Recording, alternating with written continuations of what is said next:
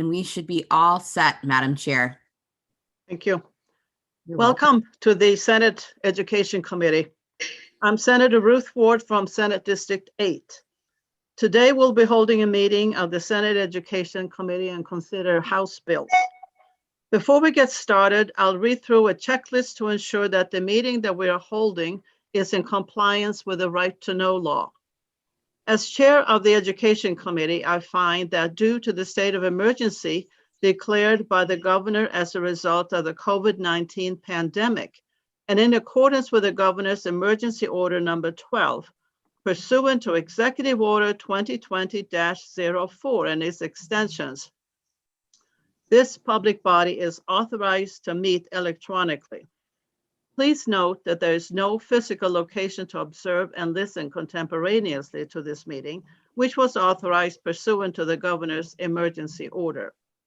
In accordance with the emergency order, I am confirming that we are providing public access to the meeting by telephone, with additional access possible by video and other electronic means.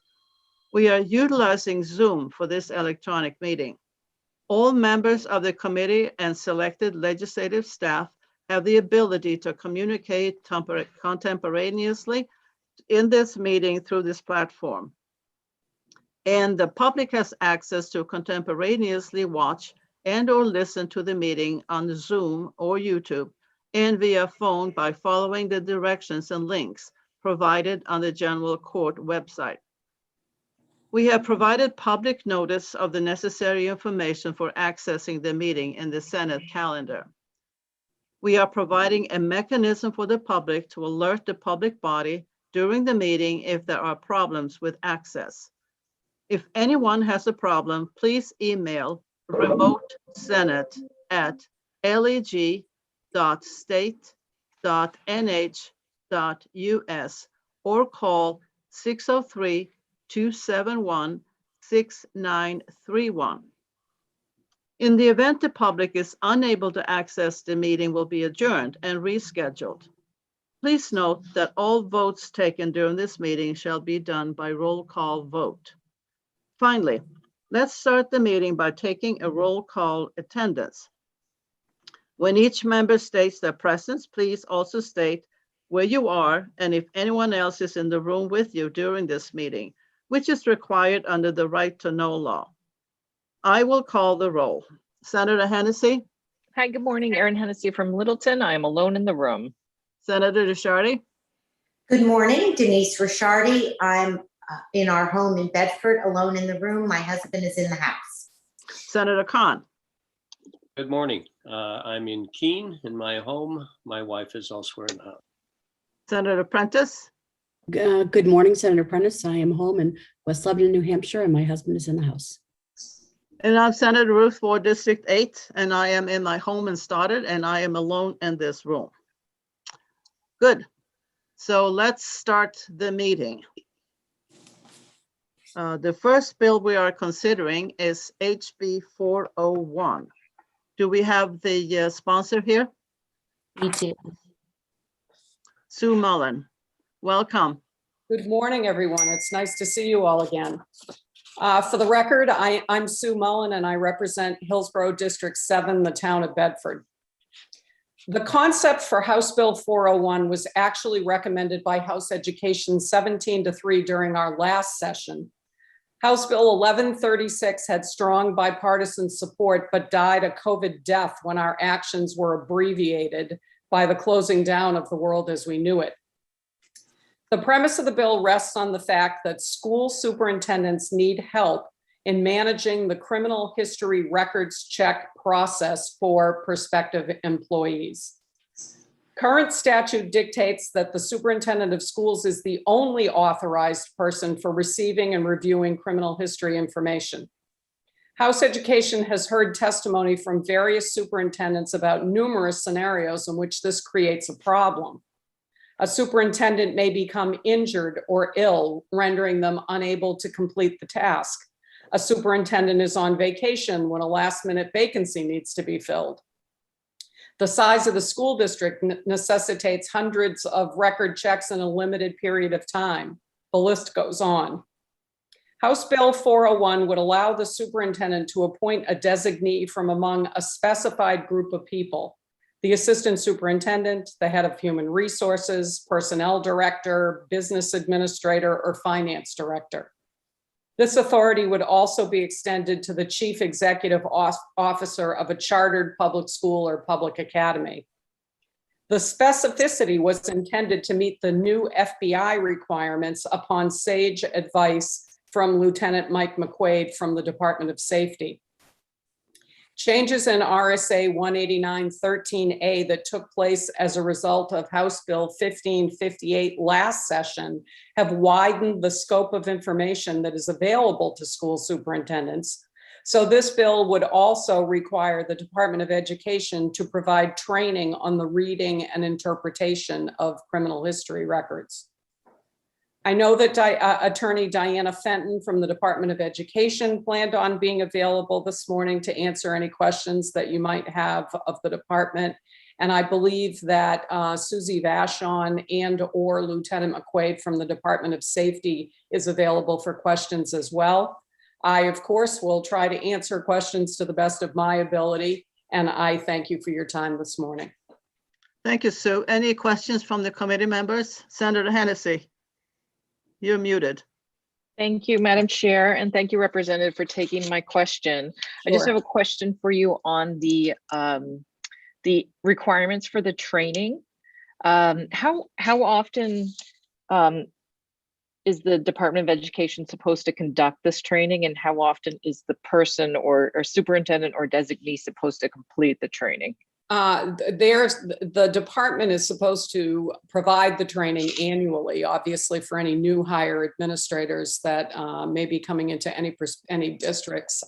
And the employee would be expected to be trained initially, and then at the department's discretion, attend any updated information briefings. Any other questions from the committee members? Senator Sorry, Khan. just to follow up, does that, I'm trying to find that in the bill. Does it say that in the bill, or is that something? No, it is not stated in the bill, Senator Hennessy. Okay.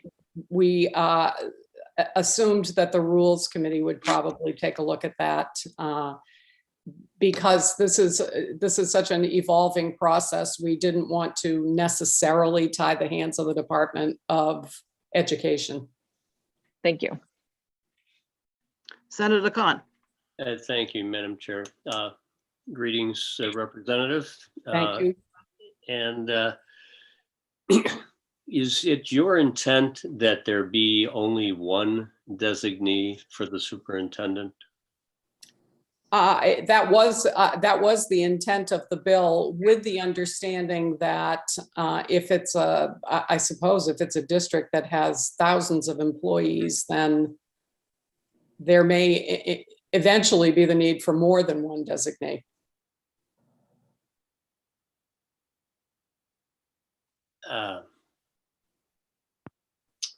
Okay. I guess if I follow up, Madam Chair, just that this seems to be a strong concern for the confidentiality of this information. And are you open to a single designee, or? Oh, certainly. Certainly. We were sensitive in looking at that confidentiality provision also as we were developing this. It was really Lieutenant McQuaid who was able to give me the most help on the bill in specifying the designees, because that's the area where we feel that the control over the confidentiality is sort of tightened up by specifically listing who would have access to it. And last question, do you envision that there's a list of the designees? I mean, superintendents are known to the department because of the MS reports that they've got to Right. sign off on. So is this a reporting to the department of any designee? It certainly could be. Absolutely. I have no problem with that. Might facilitate the training. Yep. Thanks. Oh, you're welcome. Any other questions from the committee members? Seeing none, thank you very much. You're quite welcome. Thank you for taking my time this morning. Okay. So Ava, do we have the next one who wants to speak? Yes, we have Mary Eisner. Mary Eisner, welcome. Thank you, Madam Chair. Good morning, committee members. My name is Mary Eisner from Derry, New Hampshire. I support House Bill 401. Currently, only superintendents are allowed to process criminal background records in the application process. This bill specifies who the superintendents may choose as a designee: the assistant superintendent, head of human resources, personnel director, business administrator, or finance director. The reason for multiple designees is to accommodate districts that have limited staff positions that may not include either an assistant superintendent or a head of human resources. By allowing a designee to process criminal history records, relieves superintendents from this employment application function. By statute, superintendents have 20 educational responsibilities to perform. Providing adequate staffing for school districts is an ongoing process throughout the year. Derry is the third largest school district in the state. Derry School District had approximately 886 employees from July 1st through October 17th of 2019. 192 records were requested. As of November 2020, the Human Resources Office fingerprinted approximately 178 people with 605 employees, not counting substitutes. Once records are received and reviewed, and there may be a question or concern, additional time is needed by superintendents to follow up on interviews, in most cases requiring numerous contact attempts to schedule interviews. By allowing superintendents to appoint a designee to perform the criminal background checks in the employment application process is in the best interests of our school districts and would allow superintendents to perform their main responsibility of educating our children. This bill considers the time factor involved in normal times for superintendents to process criminal background checks.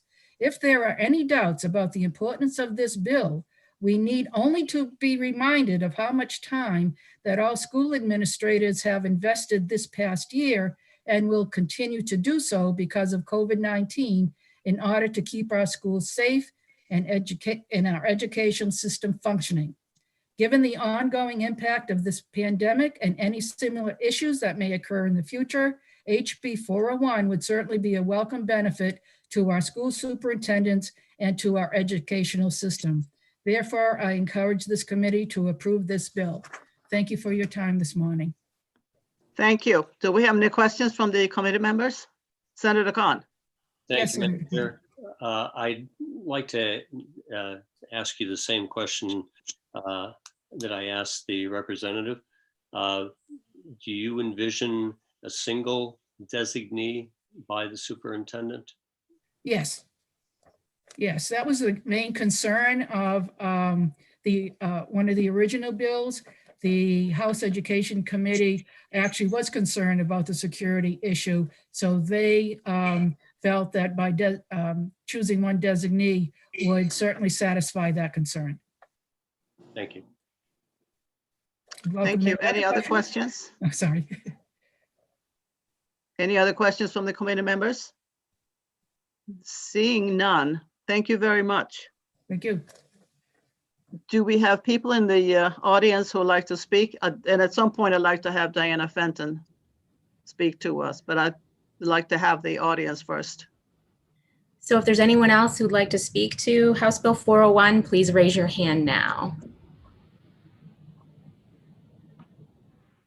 So I don't see any hands, Madam Chair. Do you want me to bring in Diana Fenton? Yes, please.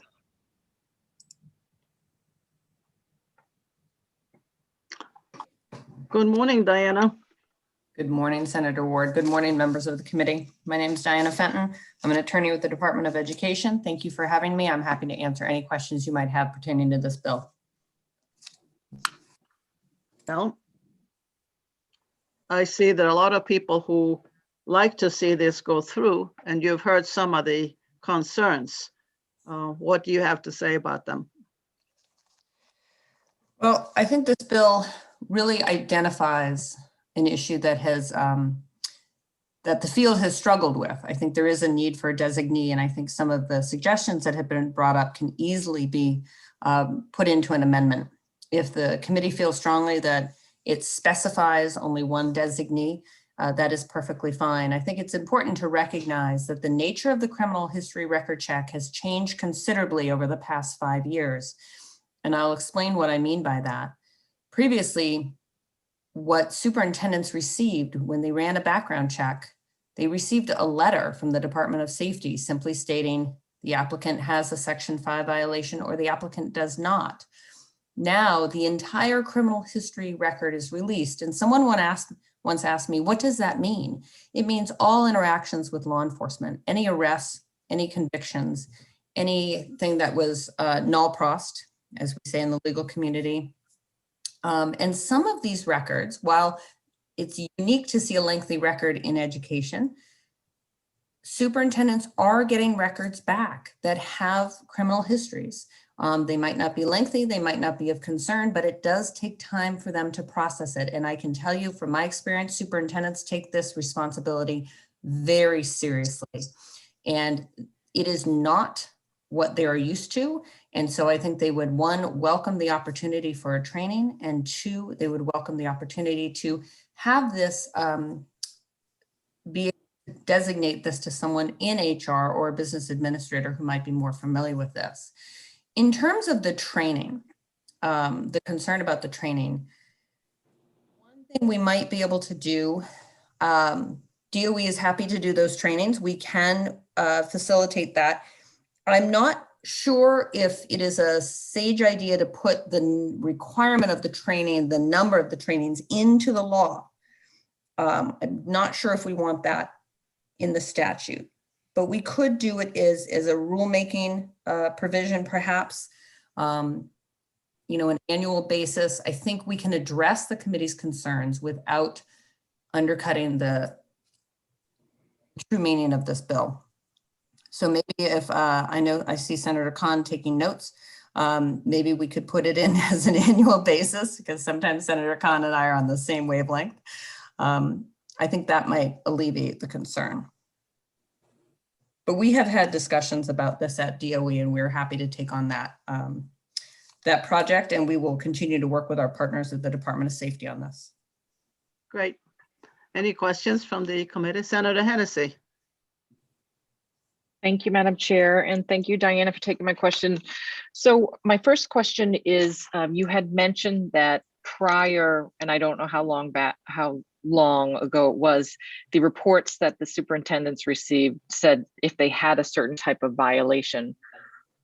I'm assuming that type of violation is what you can't have done in your past to work in a school district, but why did that information change, and why are they given a dump of all prior criminal record information now? Thank you for the question, Senator Hennessy. It's an excellent question.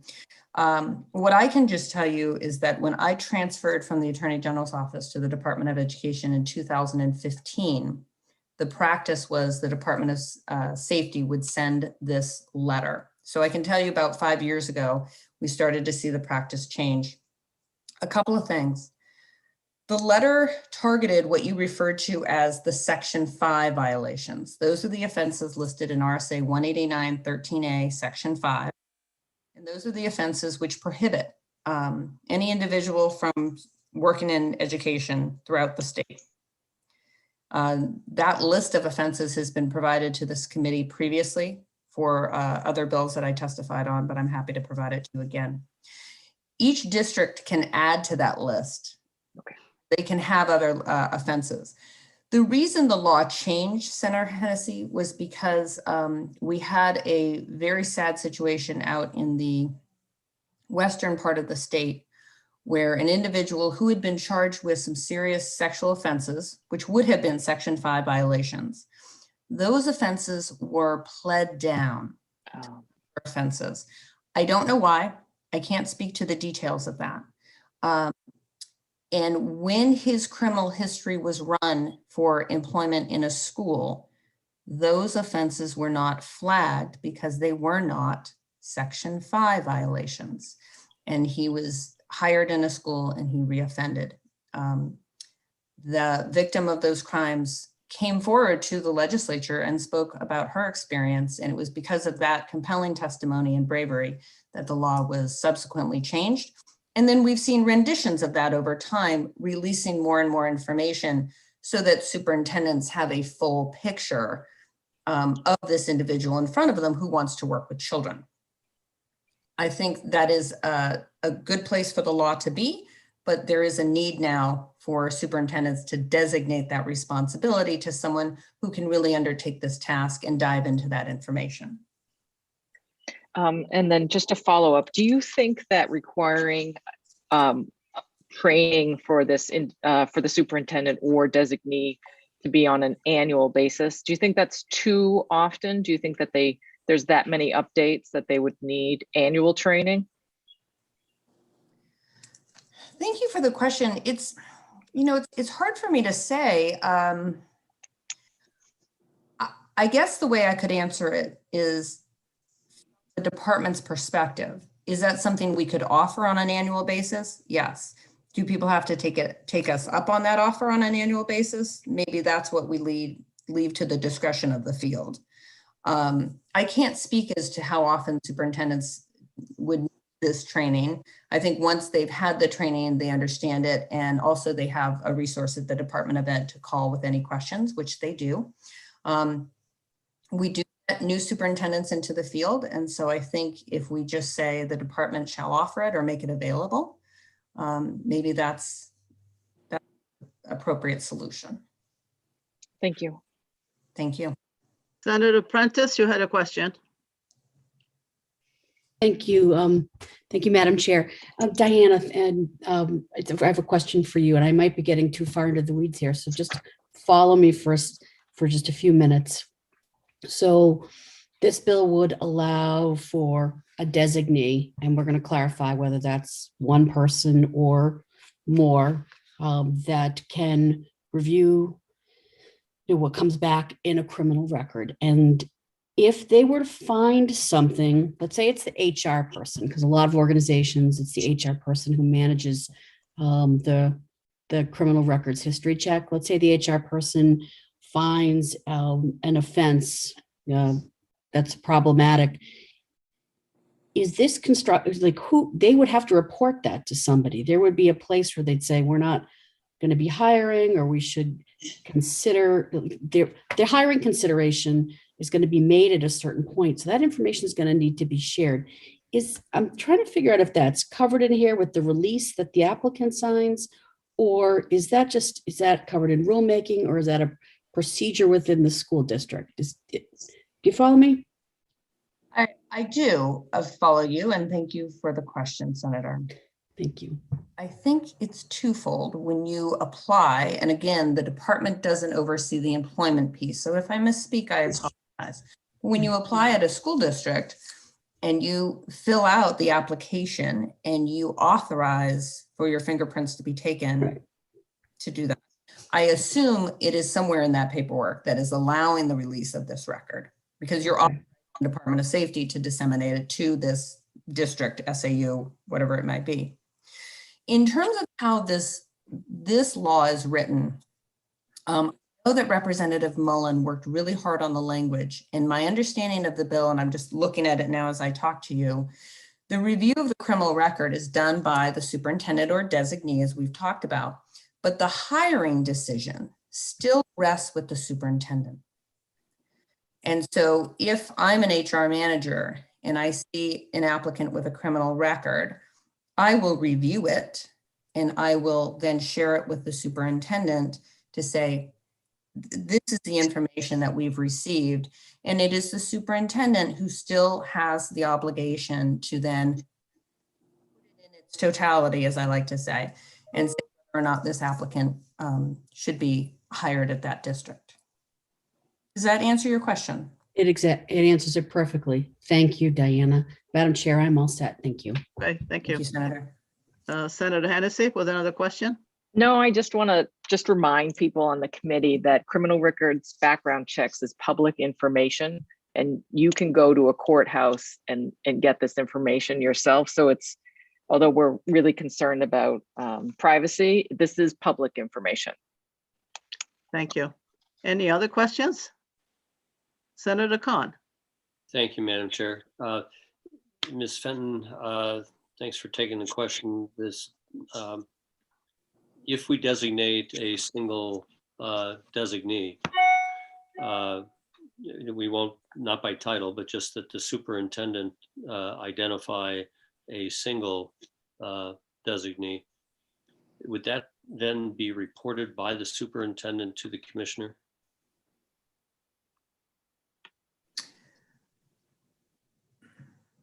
Thank you for the question. I suppose it could be. I don't know. I'm not sure what issue that would address. I mean, we certainly could accommodate that, and we are working, the department is working with the field to address issues of criminal history background checks. But my inclination would be to leave that to the discretion of the superintendent and to the discretion of the districts. It is not a role that the department would necessarily play in exercising that oversight. We ask the superintendents to run their districts accordingly. That's not a role the department would play. Okay, if I can follow. Follow up. Thank you. So the communication that you envision with the Department of Safety by the superintendent or designee would continue to be through the superintendent. It's just that it would, it gives us, that's where I'm going with this is there somebody who then needs to be in the chain of communication with the Department of Safety other than the superintendent? Is that what we're authorizing? Or is all communication on behalf of the superintendent still goes to the superintendent? It's just the superintendent has delegated their responsibilities for executing this to a person in their chain of command. The latter, what you just said, that is my understanding. It is the superintendent who is simply designating his or her responsibilities to an HR manager or business administrator. And that individual would have the communication with the Department of Safety. That being said, my caveat is that I do not work for the Department of Safety, and I don't want to speak on their behalf. And then the department is, okay, so there's a question then of, is the Department of Safety communicating with the designee or with the superintendent? I believe the Department of Safety would be authorized to speak with the designee, but again, I'm treading on dangerous water here because I do not work for the Department of Safety. And I believe Susie Vachon might be in the audience who could better answer that question. Yeah, I'm asking this because it's that is not specified in the language here. And again, I don't know if the Department of Safety would require clear direction that they are allowed to speak with the designee. I think the way the statute is written, I think would address that.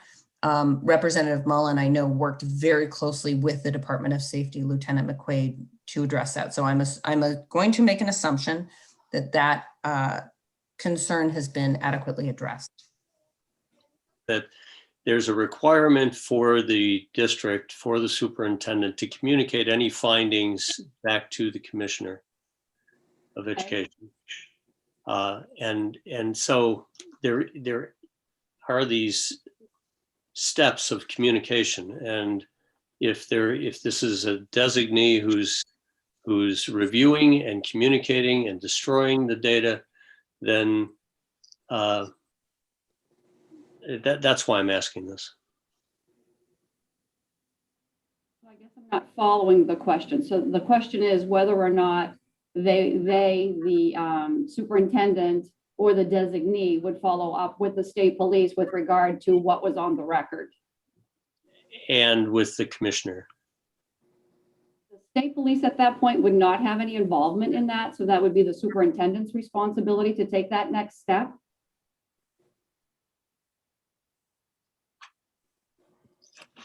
Okay, The goal of the state police is to provide the documentation, the disposition of that particular record, and not analyze the data on that particular record. However, if any questions were required and they came to us, we certainly would provide additional information. and then you would assume that the superintendent would be the communicator to the commissioner. Correct. Thank you for that clarification. Any other questions from committee members? Seeing none, thank you very much, Susie Vashon. Any others like to speak on this bill? I don't see any hands raised, Madam Chair. Okay. Okay, that will finish the hearing on House Bill 401. The next one we'll take up is House Bill 500. And do we have Representative Lopman in here? We do.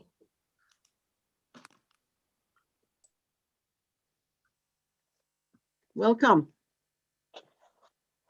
Good morning. Can you hear me okay? Yep. Good morning, Madam Chair and members of the Senate Education Committee. I am Representative Tom Lockman of Hampton. I'm pleased to be with you this morning to introduce HB 500 relative to reducing school food waste and addressing child hunger. This bill mirrors HB 1512 from 2020, which underwent an interim study in the House Education Committee and was recommended unanimously for future legislation. The concept came about from a school district in Indiana that chose to partner with a nonprofit to take their prepared but never served extra food and package it into frozen to-go meals. These will then be distributed to students on Fridays to take home with them. This went a long way to solving two problems. It reduces school food waste while also addressing child hunger over the weekends. Child hunger over the weekends is something that nonprofits like End 68 Hours of Hunger have done an excellent job of raising awareness of and addressing. What's particularly great about this food that's covered in this bill is that it's nutritious. By packaging school food into frozen to-go meals, we're not limited to providing children with non-perishable or drier food. Instead, it's freshly cooked and well-balanced. While this bill enjoyed bipartisan support, there were some areas of interest expressed in last year's version and leading up to its introduction in the House that I thought worthy of greater clarity through amendment. When I introduced it into the House, I prepared that amendment for their consideration. It was adopted. It provided greater clarity on food safety and liability, while also providing greater flexibility for program implementation. I believe it addressed the areas of interest that had been expressed. Specifically, what that amendment did is that it ensured schools can implement such a program with or without a nonprofit partner, makes clear that portions and not just meals may be distributed as well, that state food safety regulations and FDA requirements and guidelines apply, that the Bill Emerson Good Samaritan Food Donation Act shall apply to any participating school and provides protection, and finally provides flexibility on which students may receive these meals. The House Education Committee recommended OTP on this bill unanimously, and it was placed on the consent calendar and passed by the full House. I believe in this concept and the amazing potential it has to do good and bring comfort and vital nutrition to children who experience food insecurity. And I would greatly appreciate your support of this important bill as amended. And I'd like to conclude by saying thank you for your time this morning, and I'm happy to take any questions you may have. Thank you very much. Do we have any questions from committee members? I don't see one. I'd just like to make a comment that this has taken place in one of the school districts in my district and has done very well, and I've been very pleased about the program. Senator Khan, you had something? Thank you, Madam Chair. That was going to be my question which school, sorry to ask you the question, but which school district has adopted this? I don't know the SAU number, but in Newport. Uh-huh. And Representative, if I may, which school was it in Indiana that this was based on in your thinking? I don't have that on top of mind. I'd be happy to email it to you a few moments after the hearing when I can pull it together. Yeah. It's a great idea. I hope we can do it safely. Thank you. Thank you. I don't see any other questions from the committee members. Thank you very much, Ms. Loftman. Next, we have Rep. Megan Murray. Megan Murray. Madam Chair, she's using an older version of Zoom. So in order for me to allow her to talk, I have to promote her to a panelist. Okay. It's okay with me.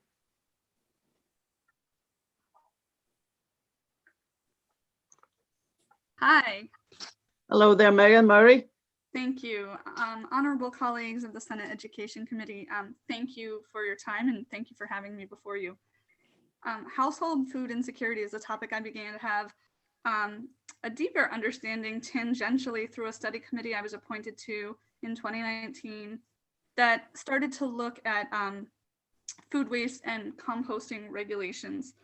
And in addition to that, we really started to understand that within the state, a lot of our food was being, organic matter was being thrown away. And as somebody myself who has experienced food insecurity at a young age, I thought, here is something that we can do that, as Representative Loftman said, addresses two issues at the same time. And the food recovery hierarchy is a tiered approach that the EPA has listed to limiting what food gets thrown away. It's estimated annually that across the United States in schools, nearly $1.7 billion in food is wasted annually, and several thousands of tons of heavy food is wasted each year. Aside from being mindful about what actually gets ordered prior to food service, the next and most preferable hierarchy solution in the food recovery hierarchy is to get what leftover unserved food comports with food safety standards and HACCP control into the hands and homes of children and families who need it most. Currently in New Hampshire, there are 1 in 8 experiencing food insecurity, and unfortunately that number has grown during the pandemic. Now more than ever, families who experience household food insecurity are navigating food pantries and SNAP services, but this issue has existed before. HB 500 and its amendment offered communities another avenue for efficient supplemental food distribution, especially during a time when hunger and food insecurity has risen. As a former educator myself, I'm aware of the complex nature of food insecurity relating to self-efficacy, stigma, mental and physical health. As a child, I was one of those for whom at a small period of time in my life received free and reduced lunches. Not unlike many who experience food insecurity, there were times where spaghetti sandwiches got my mom through, stretching through food to meet our needs. It was literally 2 slices of bread buttered with spaghetti between the slices. Food insecurity is one of the daily barriers children experience in their academic days, and it absolutely affects them during their learning. Food insecurity for children is related to adverse childhood experiences, or ACEs. As the committee knows, adverse childhood experiences have profound and lasting impacts if left unaddressed in children. Data shows that children in homes where ACEs are high also have higher instances of household food insecurity. Hunger affects a child's ability to focus, have energy, and learn throughout the day, and no child should have increased anxieties around attaining a meal or sustenance. States across the nation have enacted varying degrees of legislation like this, and the USDA recognizes food recovery for school programs in the first paragraph of their website and throughout. Such permissible language in HB 500 would allow school communities, if they choose to participate in getting food to those in need in their learning communities. Addressing food hunger while bolstering partnerships with nonprofits or doing it alone would increase the ability to feed those in need and keep good food from being tossed into costly and heavy waste streams. And if the food can't be recaptured, it should be composted, not landfilled. HB 500 and its amendment is simply permissible language that would allow schools to, on their own or in partnership, safely package and freeze unserved food from schools that is left over but never served to students, thus offering them as pre-portioned frozen foods to families seeking to receive them. I wholeheartedly testify in support of getting food to those in need. Thank you for your time. Thank you very much, Megan. Any questions from the panel? From our committee members, Senator Khan. Thank you, Madam Chair. And just for clarification, Representative, is it your interpretation that the only meals that would be packaged for distribution would be frozen? No, they may be frozen. So it's not frozen food initially. So the things that are behind food service line may then in fact be frozen, as long as it comports with HACCP food safety protocol.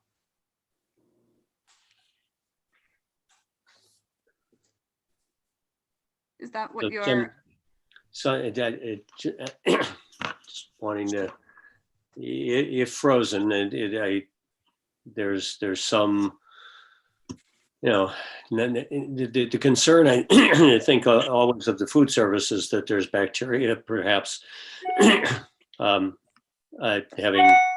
been at a college campus and had this concern presented with me, it seemed illogical to not distribute meals that had not been served. However, that was the concern of the liability of the preparer. So when you introduced frozen food in the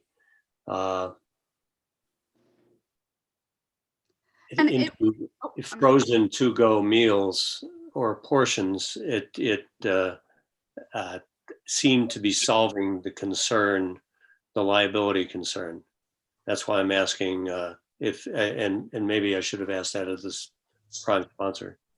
Oh, I apologize. So, yeah, so my understanding is that all of those folks who deal with the food, whether it's a private nonprofit or if an institution is taking that on themselves, they already have those safety, HACCP food safety protocols in place, so they know which items are usable in certain ways. So I'm not sitting here saying that every item must. Maybe I'm not understanding your question. I'm trying to look at line 4. And into line 5 and understand that the food distributed is frozen in all cases, or? Not necessarily. There may be things like dry granola bars and things like that as well. But we're talking, I think the impetus and maybe Representative Loftman might like to speak as well, but it is to allow that flexibility in whatever comports, whether it's so long as it comports with those food safety protocols. Okay, thank you. I hope I've made clear just trying to interpret that section in the words correctly. Thank you. Senator Prentice, did you have a question? Okay. Senator Hennessy. Thank you. And thank you, Representative Murray, for joining us today. Just to help clarify, I think what we're discussing now, it says into frozen to-go meals or portions for distribution in compliance with state food safety regulations and federal food and drugs. So like something like an orange would not be frozen, or a banana, especially a banana, because that would ruin it. Right. But whatever is given to the children to take home is in compliance with the food safety regulations. That's correct. Thank you. Thank you. Thank you, Senator Hennessy. Any other questions? Seeing none, do we have any others who would like to speak? Yes, we do. So, Madam Chair, we have Mike Appleberg, who had signed up to speak, but also the prime sponsor has raised his hand. So which one would you like me to bring in first? Let's take the co-sponsor.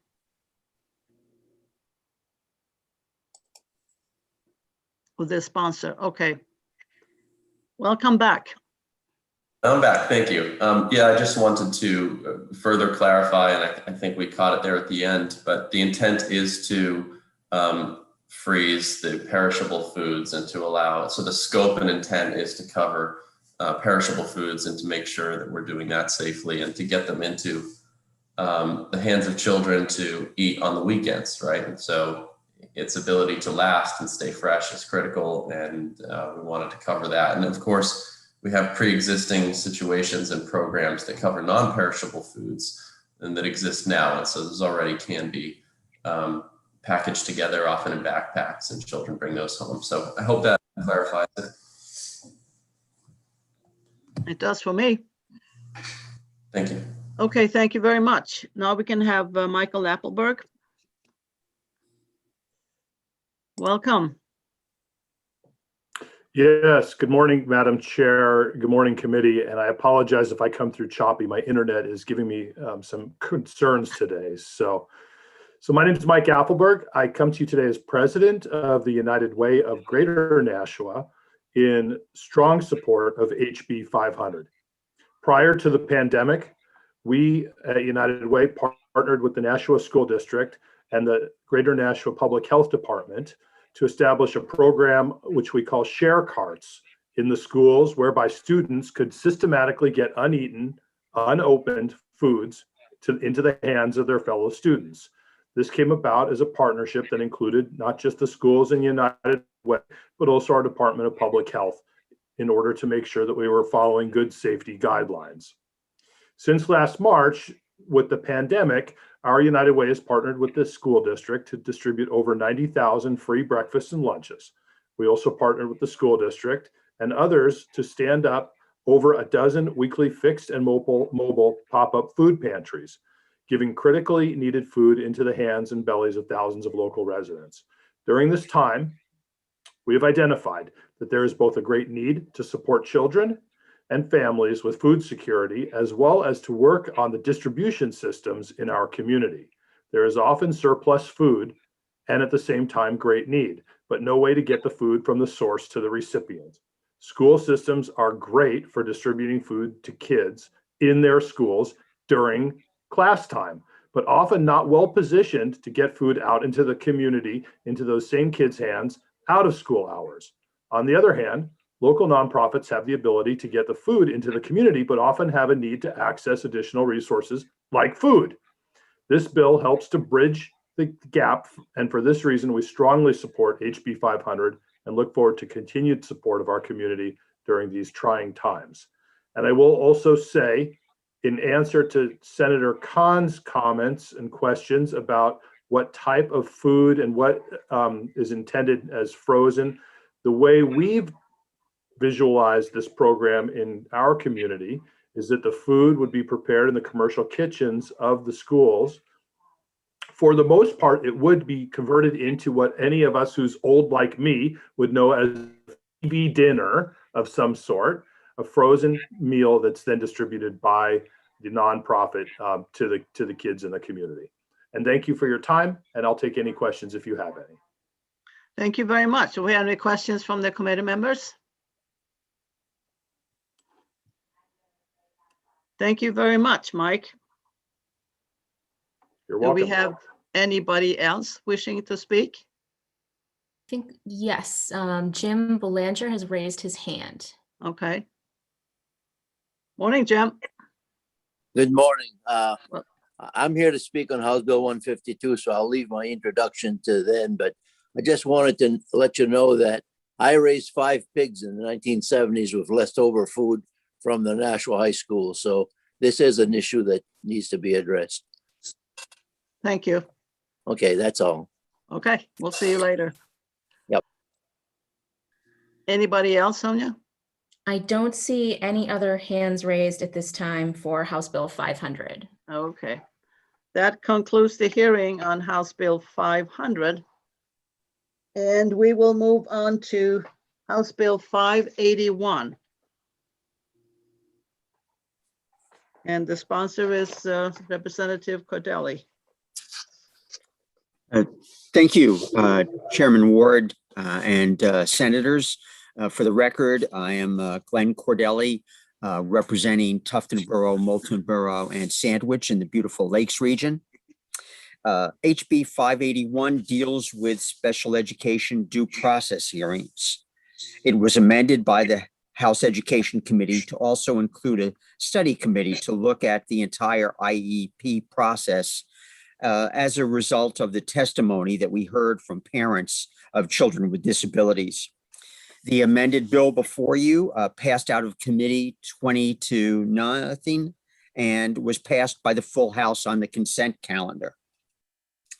A major piece of the due process hearing discussion is a Supreme Court case, Schaefer versus Wiest from 2005. The parents of Brian Schaefer, who had learning disabilities, sued their local Maryland school district over the proposed IEP. The district court ruled for the Schaefers, but the 4th district reversed that decision. Because IDEA is silent on the burden of proof in due process hearings, the 4th Circuit held to the general rule that the party initiating the suit bears that burden, and that should be applied. That set the stage for the U.S. Supreme Court case. The U.S. Supreme Court agreed that the party seeking relief should bear the burden, but the court declined to address the question of whether states on their own could adopt legislation or regulations assigning that burden to school districts. Justice O'Connor, speaking for the majority, responded that Justice Breyer thought that the burden should be left entirely to the states, but because neither party in the case addressed the question, the Supreme Court left open that question. I'll note that in that case, 9 states filed briefs supporting the idea that the burden should fall on the district. Since that decision in 2005, several states have done as we intend to do with this bill. And those states include surrounding states, Connecticut, New York, New Jersey, and Delaware. Touch on several details in the bill. You will note that the terms burden of production and persuasion appear. That is because the burden of proof includes both of those burdens. As written by Justice O'Connor in the decision, those are 2 distinct burdens that encompass the burden of proof. And that is why we included both in here in this bill so that there would be no confusion. And why should the burden of proof be placed on districts rather than parents? I'll quote the late Justice Ginsburg from her dissent in the Schaefer case. She cited a prior case that mentioned the party with the, quote, bigger guns, but went on to write, and I quote, also has better access to information, greater expertise, and an affirmative obligation to provide the contested services. Policy considerations, convenience, and fairness, I think at plain point in the same direction. Their collective weight warrants a rule requiring a school district in a due process hearing to explain persuasively why its proposed IEP satisfies the IDEA standards. End quote. And I believe the late justice is correct in that regard. Parents don't have the resources to take on a school district. We heard from parents in House Education that it can cost $20,000 or more for parents to go to a due process hearing. Parents don't have the legal resources, the documents, the school information. They don't have the ability to interview school staff before a hearing. The deck is plainly stacked against them. Parents are in a distinct disadvantage in a due process hearing. The amended bill also includes a study committee. I'll note it has just 1 senator. You'll be happy to hear. A due process hearing is basically the final step for parents who disagree with the proposed IEP. But where do the problems lie that lead to this last step, the due process hearing? Can there be solutions, better outcomes for children earlier in the process at less cost to parents and districts both? That is really the objective of the study committee, to look for those answers. According to the IDEA original legislation, its purpose is to ensure that all children with disabilities have available to them a free and appropriate public education that emphasizes special education and related services designed to meet their unique needs and prepare them for further education, employment, and independent living. And that really is the goal of this legislation. And I think it's really incumbent upon us to make a fairer process in those due process hearings for parents. And I think there'll probably be some parents who would like to testify in that regard. And I thank the committee for their time. Thank you, Representative Cordelli. Do we have any questions from committee members? I don't see one. Senator Khan. Thank you, Madam Chair, and thank you, Representative, for taking my question. So yeah, I wanted to understand, in the 15 years, 16 years since that decision, 3 states have independently enacted statutes? Thank you for the question, Senator.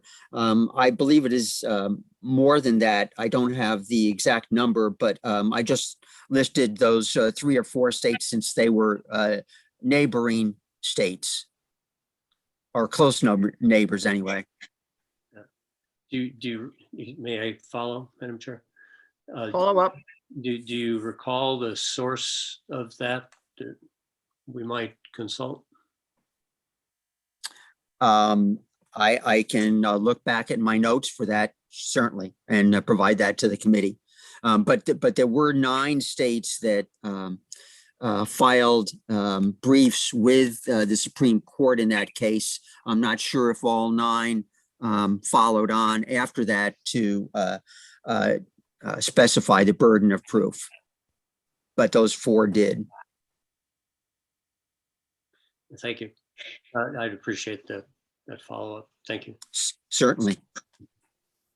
Anybody else from the committee wants to have some questions? Seeing none, then I think we'll go to the list of people who would like to speak.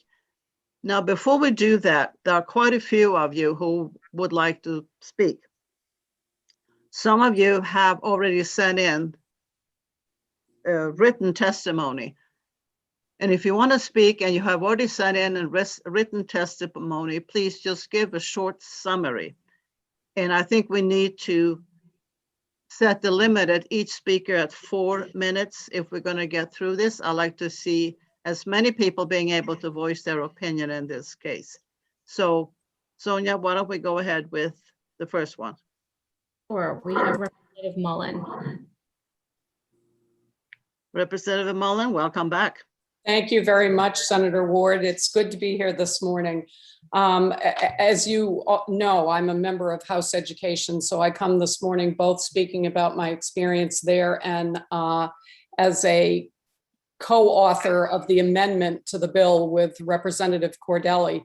For me, House Bill 581 was one of those bills that requires exceptional consideration because I could see merit on both sides of the argument. On the one hand, many parents find it challenging, if not intimidating, to argue on behalf of their children in special education members, chiefly because schools have experts, attorneys, and resources that parents don't have. They are hard pressed to stay on top of the regulations, and also they sometimes don't know where to go for help. On the other hand, I also know that the Department of Education has worked hard and diligently to develop a multi-tiered conflict resolution process. And, you know, the goal, of course, is that we are able to come to some sort of agreement before litigation becomes the only choice. There's dedicated personnel at the DOE to listen, direct, and mediate disputes. And, you know, I mean, I think we are all wanting something in addition to a lawsuit to be the way that we can mediate and solve a conflict. Representative Cordelli's original bill, flipping the burden of proof, is meant to address the intimidation of David versus Goliath, and I absolutely understand that. The amendment to the bill is a bipartisan effort to dig deeper, to see if we can look at what some of the root causes of these unresolved disputes might be. We want to look at the laws, both state and federal, and also the policies and procedures that are currently in place. And certainly, as Representative Cordelli referenced, we want to look at best practices that would result in us minimizing conflicts in New Hampshire and assisting our disabled students to thrive. So I hope that you will give this your blessing as we move forward. And I thank you for listening to me this morning once again. Thank you very much. Any questions from the committee members? Senator Khan. Thank you, Madam Chair. Thank you, Representative Mullen, for taking the question, which is a study committee usually precedes the change in statute, and particularly given that this has got so much process definition to it currently as to the development of an IEP. So do you believe that it ought to be flipped, that the study committee ought to make its recommendations and then the legislature act to change statute, or that's what seems confusing in the process to me? Thank you for your question, Senator Khan. My original amendment was, in fact, to replace 581 with a study committee so that we could get to the root before we were sort of turning things on its head.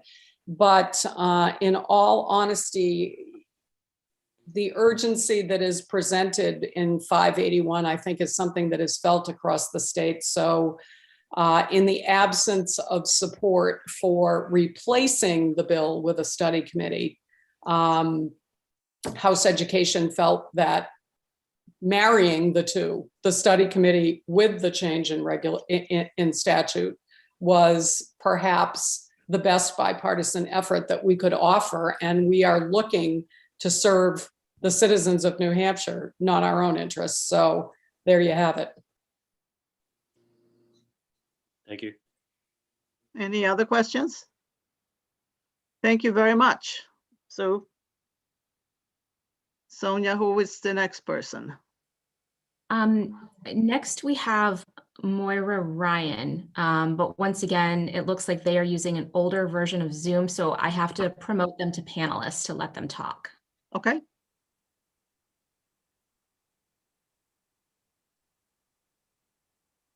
Welcome. You're muted.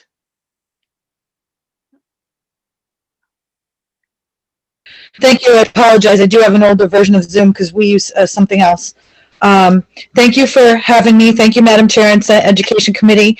I come before you in support of HB 581. This bill would shift the burden of proof from parents to school districts in due process hearings. In this day and age, what you have before you is a very rare thing, a bill with bipartisan support. The need to support and help our kids become independent heavily outweighs anything else.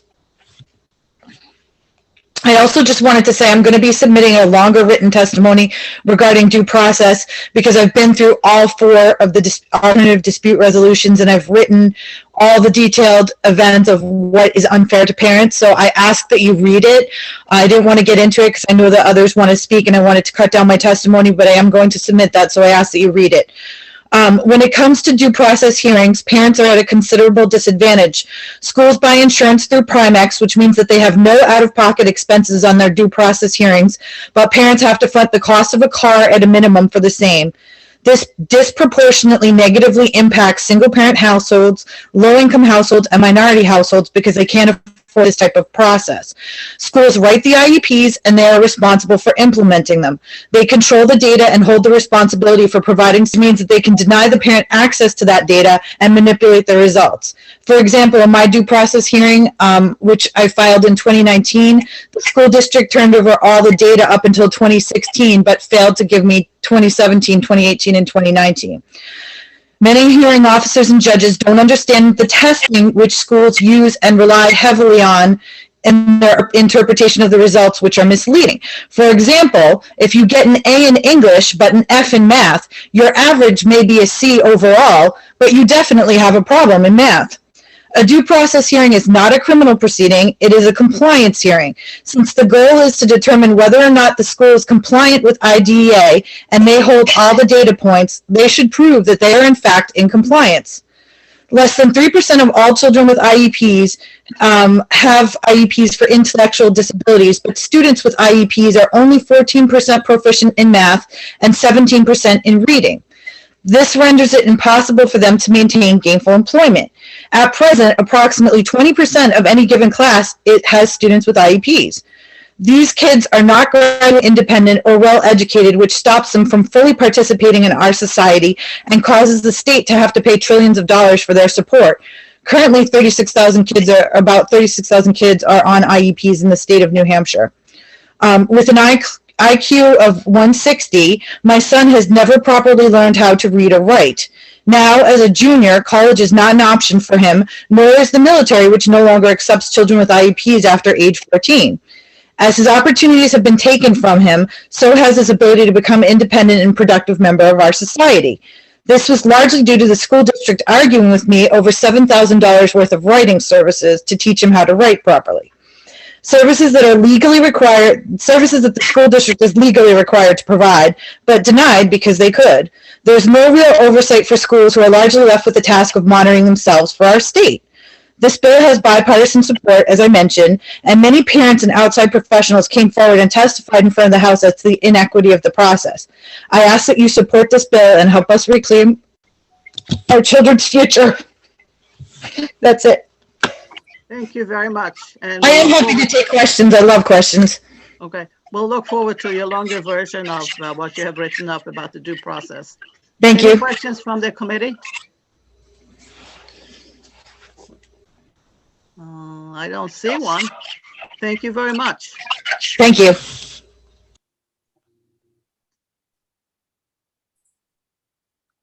Next, we have Andrew Feinstein. Andrew Feinstein, welcome.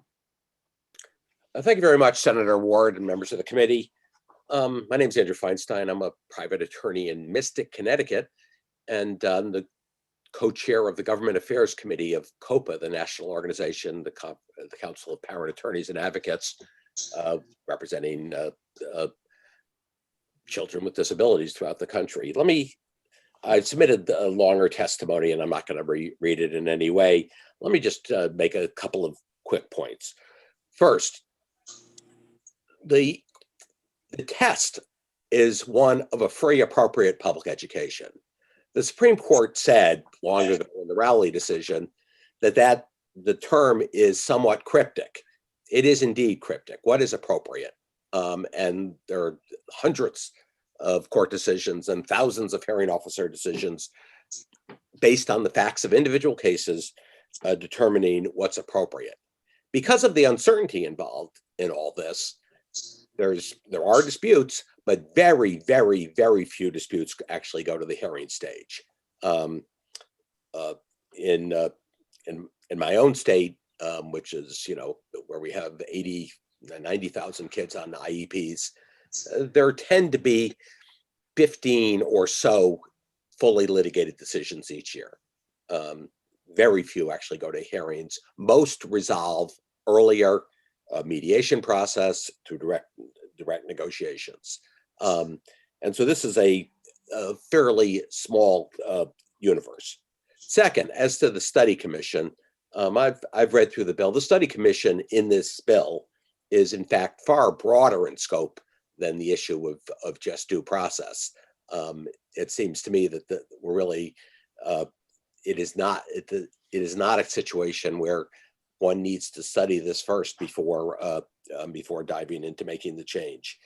There are 7 states in the District of Columbia that place the burden of proof on school districts now.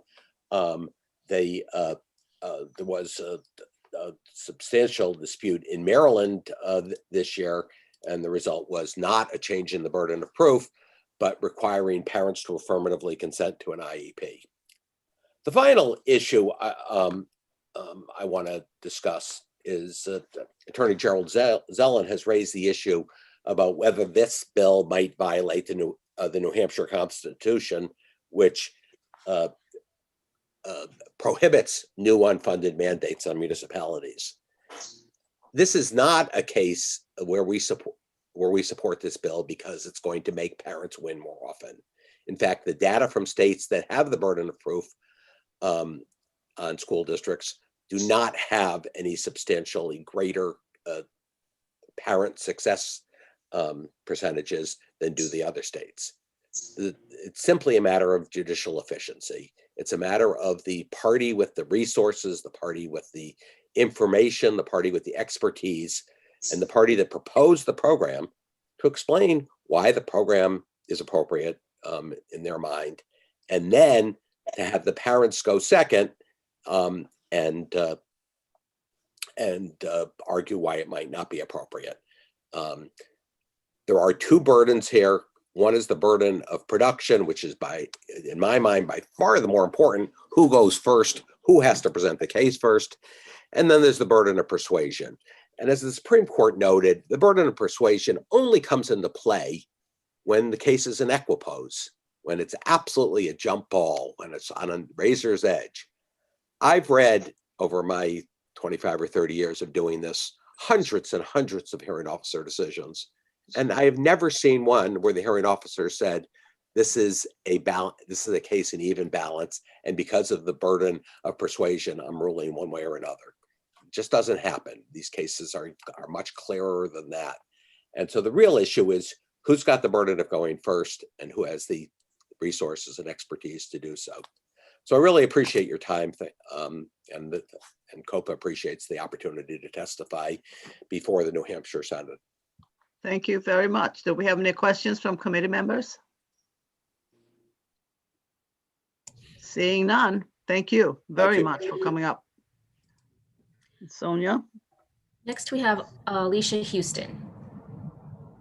Okay. Welcome, Alicia. You have written a rather long letter, so if you could summarize, that would be great. Thank you so much. Good morning, House Education Committee, and thank you, Representative Ward, for providing an opportunity for me to speak in support of House Bill 581. As a parent of 2 children in the Nashua School District with academic and emotional areas of opportunity, I wanted to share for a moment why this bill is insurmountably significant in a parent guardian's means to advocate for their child or children. In my experiences with special education and advocating to receive free, appropriate public education for my 2 children, it has been a far cry from simple or honestly a fair fight. The single most important role as a parent or guardian is to provide support and to ensure that all opportunities in their lives are equal and that their academic emotional needs are met. Currently in special education, this is not always the case. I wanted to take a brief moment to share my most recent experiences this month in attempts to advocate for my youngest son. These events occurred in April, and we are only 13 days into the month. You see, remote learning here in Nashua has been the sole option as a learning model for the majority of families for the past year plus. During desperate phone calls to my guidance counselor, I cried, pleaded, and begged for the opportunity of his return to at least a 4-day in-person education. My request was denied, citing, "Your son does not qualify for this as he only has a 504 plan and would require an individual education plan to be eligible." Venturing back to the rollout of Governor Sununu's Emergency Order Number 64, special education students should have been receiving the opportunity to learn in a model that works best for each child, as one size fits all, or even most, simply is not a solution for many children, especially those with academic, mental, emotional, or physical challenges. The Nashua School District used this order to persuade parents that although their child or children were in special education, their child or children would be taking away an opportunity to the students and families who, and I quote, actually needed in person. As parents and human beings, this presentation made most parents feel guilty in taking any educational opportunity for more challenged students and families. They used emergency order with malice and ill intent for the best learning model for the Nashua children. I would like to challenge you to put yourself into the shoes of a child who does not fit into the traditional academic model. Become a child who retains knowledge in a different way. Consider for a moment how difficult trying to conform and retain to an educational model or structure that simply doesn't work for you. Imagine feeling hopeless or different because your brain simply processes differently for the retention of information. Now, as many of you may be parents or have children who are near and dear to you, imagine feeling helpless in maneuvering a system, although intended to help, serves in opposition for providing necessary accommodations to the way your child or children's brain functions. In walking in the shoes of these parents, you would experience countless phone calls, emails, meetings, desperation in trying to advocate for the best interest of your child, while you watched helplessly for those who you deeply care about. As I participate in testimony in support as a parent and resident of New Hampshire, I beg you to vote yes in support of 581. I plead that you view this bill as shifting of the weight resting on the shoulders of solely the parents and guardians of our granite state, so that the child is able to obtain fairness and equality through the education due process hearings. I can assure you that after being denied evaluations to obtain an individual educational plan to help my youngest son and fighting for follow-through on accommodations under both a 504 for my youngest and continuing educational supports for my oldest son under his IEP. By the time a due process hearing is requested, parents and guardians have exhausted all other means in fighting to maintain an educational model best suited for their child or children's academic needs. Alicia, yes, are you for the almost children are you almost done? You're running out of time. No, I am. Hold on. For the children whose academia simply needs to be built a little differently, vote yes for the families who currently are being forced to continue an uphill fight. Vote yes for the school district special education to consistently try to advocate in the best interest of these children. I thank you for your time, and I am available for any further questions surrounding this topic. Thank you very much for your testimony. Do we have any questions from the committee members? Seeing none. Thank you, Alicia. Who is the next testifier? Becky Wilson. Okay. Becky Wilson, welcome. Good morning, Madam Chair and members of the Senate Ed Committee. Thanks so much for hearing my testimony. I'm here today representing the New Hampshire School Boards Association. I did send along my written testimony, so I'll try to summarize that and I'm happy to take any questions at the end if that's helpful. We are in opposition of HB 581. We certainly appreciate the amendment that was put in place by the House Education Committee. However, it's unclear how the original part of HB 581 really provides anything different to parents in terms of what they would gain from a due process hearing. I think regardless of who carries the burden of proof, these are significant investments on both sides, and I think we certainly recognize that. But the majority of cases are resolved through other dispute resolution methods, and that would be where our focus would be to provide, as the amendment states, some real look into how we could better support dispute resolution in the IEP process so that there are very few cases that would need to go to due process. Due to the fact that New Hampshire certainly has already supersedes many of the federal IDEA mandates, this would be another way in which we are adding to the burden for districts overall in New Hampshire to meet their IDEA requirements. But even with the dispute resolutions that we have now. Since 2011, the highest number of cases that have gone to due process in a year in New Hampshire was 9. Again, districts want to preserve their relationships with families, and going to a due process hearing is very challenging and often does impact the district's ability to work with families over time and can have a very negative effect. So districts are really looking to try to resolve cases in other ways prior to having to go to a due process hearing. There are some mandates for New Hampshire where districts have to file for a due process hearing. We're not able to just let some sort of disagreement hang out there without any sort of resolve. Districts are forced to have to resolve that in some manner. And if it can't be resolved through mediation or IEP facilitation or neutral conference, we don't have a choice. Districts have to move forward with some sort of resolution through due process hearings. While I heard one of the other speakers mention the fact that districts have insurance to cover the costs of some of these hearings, to an extent that's true. However, it doesn't cover any of the costs of the findings of the hearings, which may lead to additional services or placements that were unanticipated. And eventually those costs would, should they continue, do become part of the operating budget, and those costs are downshifted to the taxpayer. After the first year that those costs are considered unanticipated, during that year that those might be needing to be put in place, that money has to come out of the operating budget. There needs to be some shifts made. The boards are in the process of trying to move money around in the budgets that they've already had approved. And that certainly does affect other programming and resources available to students within the district.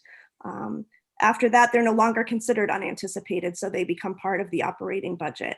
You know, I just want to reiterate that due process is a final attempt to resolve a disagreement. Districts do not want to be put into that position to have to do that. It's unclear how HB 581 would make parents feel they could go to a due process hearing without any kind of representation. And that seems to be sort of the underlying drive of this initial bill. I think, yeah, I have a unique perspective. Prior to taking this position, I was a district level director for over 20 years here in the state. And even with families that I've had a very good relationship with, I've only ever gone to a due process hearing fully one time. But I can't imagine a family would not still want somebody to be with them in those situations. And shifting the burden of proof certainly doesn't provide that to those families. So I'm happy to take any questions if there's anything I could do that would be useful. Thank you very much. Questions from the committee members? Seeing none. Thank you, Becky Wilson, for your testimony. Next, we have Gerald Zellen. Welcome. Thank you. Thank you for your public service. My name is Jerry Zellen. I'm an attorney in Portsmouth, New Hampshire, with the law firm of Drummond Woodson. I specialize in representing school districts in special education cases. I've done so since I got out of law school in 1975, which is the year that the federal special education statute was enacted. Don't ask me how I wound up in that specialty. I am appearing today as a volunteer on behalf of the New Hampshire Association of Special Education Administrators, which is our statewide organization that represents special education directors for school districts, as well as the chief executive officers of many special education private schools. I've given the committee a letter. I hope you have it. That being the case, I will not repeat the letter. Instead, I will confine my remarks to rebutting a few things that were said earlier today and to answering some questions that the committee has asked thus far. One question was how many states have overridden the default that the Schaefer v. Wiest case says the federal law establishes. And the answer is 7 states plus the District of Columbia. And that answer is derived from a 2017 study by the National School Boards Association. Now, when I say that 7 states plus the District of Columbia have overridden Schaefer v. Wiest, I'm talking about overridden that decision on the burden of proof. In other words, which party wins when you tally up all the points on the board, it's a tie game. However, it would appear that fewer states have done the other thing that House Bill 581 would accomplish, which is to always place the burden of production on a school district, which was the duty to present its evidence first before the parent presents his or her evidence. And in my letter, I do quote extensively from the leading parent special ed attorney in the country, Peter Wright, who explains why, in his opinion, it is better that the parents present their evidence first. And that begins at the bottom of page 4 of my letter. A few other quick points. When you look at how many states have overridden Schaefer v. Wiest, that small number of 7 plus DC, that begs the question, well, how many states have already leveled the playing field in a different way? The way New Hampshire has, which is by giving parents essentially a power to veto an IEP. Because in New Hampshire, unlike most states, well, let me put it this way. Under federal law, and therefore in most states, a district offers an IEP or placement being a school, and it can automatically implement unless the parents take the initiative of filing for a hearing. In New Hampshire, on the other hand, it's flipped. And when a school district offers an IEP or a placement, it cannot implement unless the parents consent, or the district goes to a hearing and the hearing officer gives the district permission in lieu of parental consent. That power the parents have to essentially veto the team's decision unless the district goes to a hearing gives the parents an enormous amount of bargaining power at the IEP team meeting and during the mediation. And that is one reason why New Hampshire has so few hearings under the IDEA. To just quickly discuss a few other points, and I might follow up with an email if you don't mind providing more context, but a few other points. Number one, back in 2020, an identical bill was considered by the legislature. It was identical except in one respect. It did not include the study committee this bill creates. But back in 2020, the bill was sent to an interim study committee, and the interim study committee back then decided that the bill was inexpedient to legislate this was by a 13-0 vote, and quote, not recommended for future legislation, unquote. So that is a committee that got into the weeds, which you don't have the time to do today. And therefore, I would suggest that we strip from House Bill 581 all the provisions except the very wise provision that creates a study committee, and then give that study committee time to consider all the nuances that are necessary for the legislature to make a wise decision. Just a few other quick points, if I have a minute. You have 30 seconds. Okay. Well, for the sake of the committee, why don't I just make them by email, and I'll enter a social contract with you. I'll be quiet in the hope that you'll read my follow-up email. Thank you. Thank you very much for your testimony. Do we have any questions from the committee members? Senator Khan. You're muted. Thank you, Madam Chair. Sorry, and Mr. Zellin, thanks for taking the question. I believe in New Hampshire, we've got like 27,000 or 29,000, somewhere in that window, IEPs in the state. Represents like 15% of our school population. And do I understand it's right that only 3 of those have gone in a year, go to a dispute resolution? Well, each year we see, of course, COVID year is unusual, okay? But typically, the New Hampshire Department of Ed gets over 100 requests for hearings each year.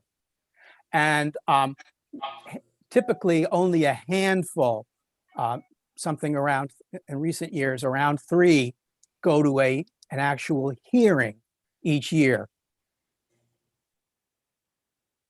Yeah, I wanted to understand that process. Thank you for helping me get through that.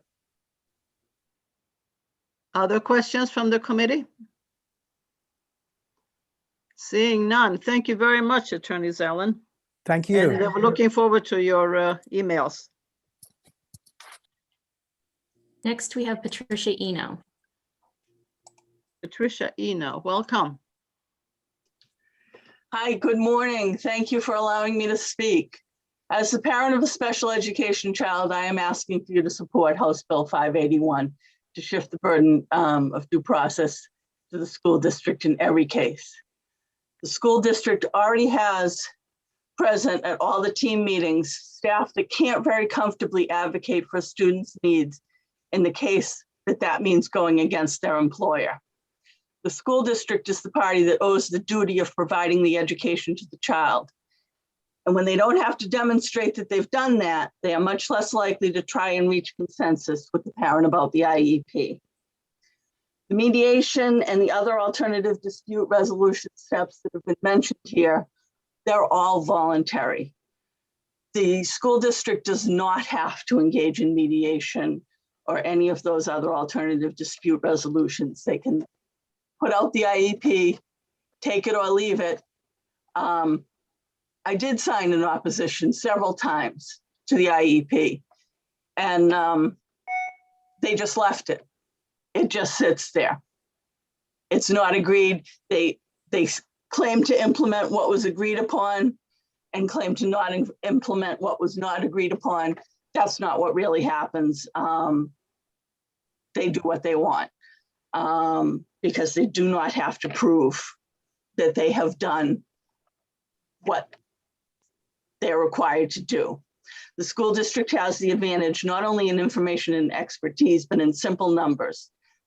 At one point in my process, I brought medical evidence that appeared to convince the small team of a need for a service, but a follow-up meeting was required, push it down the road.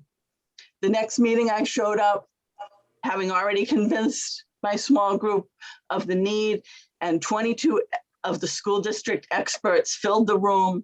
The people that I had convinced were not in the room, and they were there to patiently explain to me that my child didn't really need more than the services he was already getting, despite the fact that his proficiency decreased every year. If left to their own devices, administrators needing to meet a budget goal will choose to conserve resources, and the burden of this choice will often fall on the same few children year after year because they're the ones that need the more expensive services. When an elementary pupil's needs are not fully met, he becomes a middle schooler with more expensive needs. Eventually, he will graduate, likely part of the majority, the vast majority of special needs students proficient in neither English nor math, even though they are not intellectually disabled. Many will be unemployable, most underemployed, intelligent, but undereducated. This is why certain parents are always fighting. Some kids need a bit more when young. The gap widens every year as the needs aren't met. It's very easy for the team to delay, deny, and stonewall. New Hampshire due process system allows these parents to be cast as malcontent, always complaining as if we would go against not only the team that we are supposed to have been part of all along, but now a large and experienced law firm. Blame is placed on the child, then shifted to the parent. Character assassination of the parent is quite common. All the law firm has to do, prove right now to make the district not guilty, is finding fault with the student and parent. Shifts the argument from where it belongs, the needs of the student and whether or not they are being met. That's what the school district should have to prove, the burden of production. There it is, here's what we've offered. They didn't even look at that in my due process hearing. They just looked at the process. Did you show up at meetings? input is not necessarily being able to say something, it's not necessarily meaningful. One parent is there asking for something, they can change up the team. People have never heard you before. The school district is just so in charge of everything. It's the party that owes the duty to the student, and it should at all times be required to demonstrate that it has done so. And in fact, Are you almost done, Ms. Eno? I am completely done. Thank you, Senator Ward. Okay. Thank you very much. Any questions from the committee? Seeing none. Thank you very much for your testimony. Who do we have next? Next is Catherine Shea. Catherine Shea, welcome. Thank you. Can you hear me okay? Yes. Excellent. Good morning, Madam Chair and Senators. Thank you for your time. I'm here today to ask you to please pass House Bill 581, the burden of proof, which received overwhelming bipartisan support in the New Hampshire House. This bill is not about lawsuits. It's about the process to garner what's usually a small amount of support, such as from a paraprofessional or a 30-minute session of speech or math help. And to echo Representative Mullen, it's about a really old and broken David and Goliath process that stacks the deck against families and wastes time and energy of both the parents and school. And New Hampshire families and New Hampshire schools cannot wait any longer to have this addressed by yet another study committee.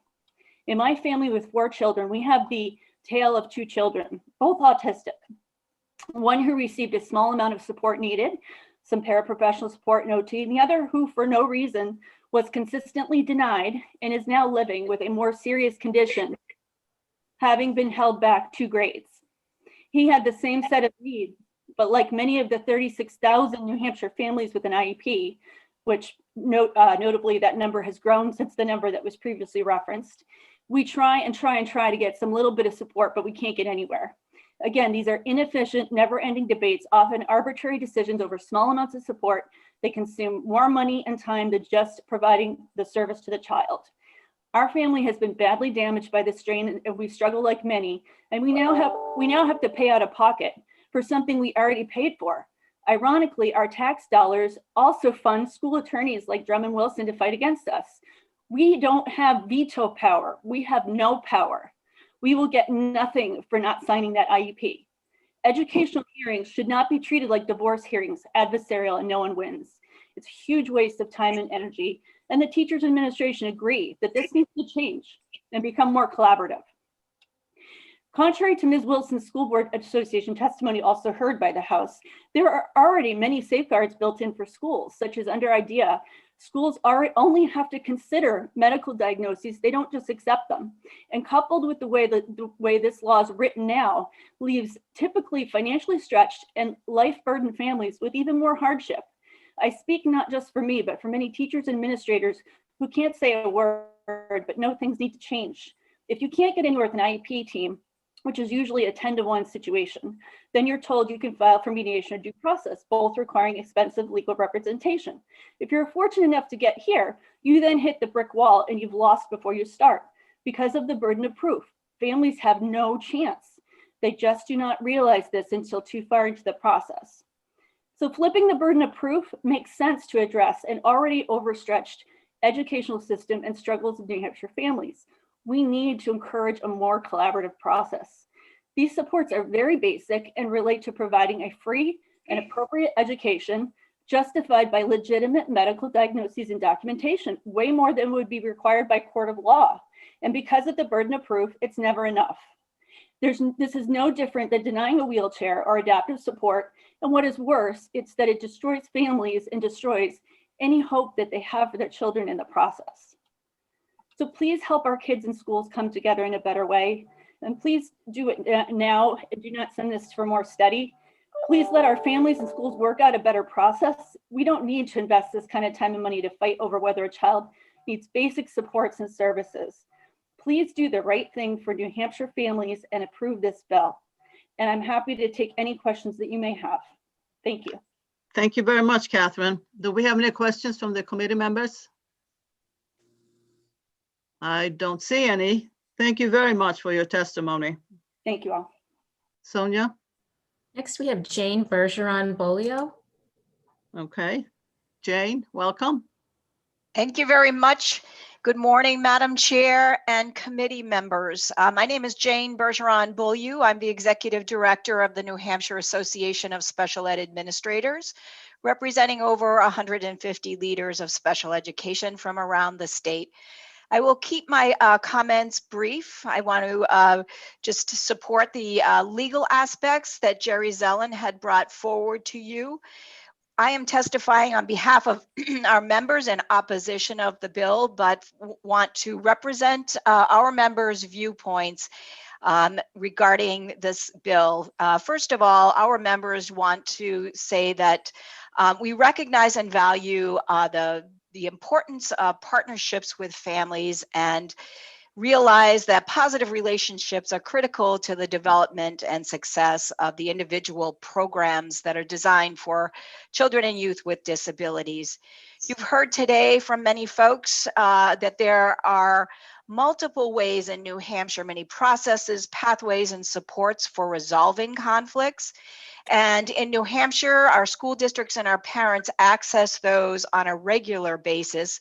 And you've heard some statistics on the low numbers of cases that actually meet to the point of needing a due process hearing. And I think that's real evidence of the work that we do with school districts and parents and families to make sure that the needs of our kids are being met. As a result of the testimony and the bill that you have before you, you've heard a lot about the financial burden on the part of parents. You've also heard, and we would echo the thought that even though there are financial implications on both parts, in the end, the finances are going to come down to the local level and be burdened by the local taxpayers to cover the costs, whatever they may be, legal or for unanticipated expenses and costs to get the programming in place. Lastly, as amended, Senate Bill 581 directs a study committee to consult with the Department of Education, parents, and other state agencies. While we support the amendment, we're disappointed to see that school districts are not included or represented on this committee, and would hope that the voice of special education administrators be a part of the conversation as we all work to support New Hampshire's children and youth with disabilities. So I want to thank you for the opportunity to share my viewpoints on behalf of the Association of Special Education Administrators, and thank all of you for your service to New Hampshire. And I would be happy to take any questions that you might have. Thank you very much. Yes, Senator Khan has a question. Thank you, Madam Chair. Thank you, Ms. Bergeron Bolio, for posing this question. We've heard several parents now say that in some cases they haven't approved of the IEP, and that matter is just dropped. And how does that happen? I mean, it just doesn't sound like somebody's not following through with the process. That's what's disturbing. Well, I don't know the details of the case. And if there's a disagreement, the IEP stays in place as written until a resolution comes forward. And there are processes that you've heard about that can be accessed, whether it be a facilitated IEP meeting where the Department of Ed sends an independent facilitator to help the conversation. There's mediation. You can file a formal complaint. I don't know if all of those things happened in that particular case. That wasn't clear to me, but those are all options for both the parent and school district to access to resolve the issue. So I don't know if that helps to answer your question. If I can follow, so a parent can initiate one of those actions, like a parent can say, I would like mediation, in which case the school would be responsible for contacting the Board of Education and asking for a mediator? the parent or the school district can reach out to the Department of Education, the Bureau of Special Ed, to move those processes forward. We're very fortunate in New Hampshire to have a lot of different options that meet with a lot of success in dealing with these conflict situations. And in talking with my colleagues from other states, they're not so fortunate in that there's a lot more due process hearings and a lot more conflict. So we're fortunate that the department has put a variety of these things in place for us to access. And would you put the number of times that the Board of Education or the Department of Education is asked to mediate on an annual basis? Would you put that number at around 100? I don't have those numbers. I know that the number of formal complaints are very low. And in preparation for this, I don't have that information. We can get it from the department. I'd be happy to do some follow-up for you. Good. I think the department's input would be valuable. Thank you. You're welcome. Thank you, Jane. That additional information will be very helpful.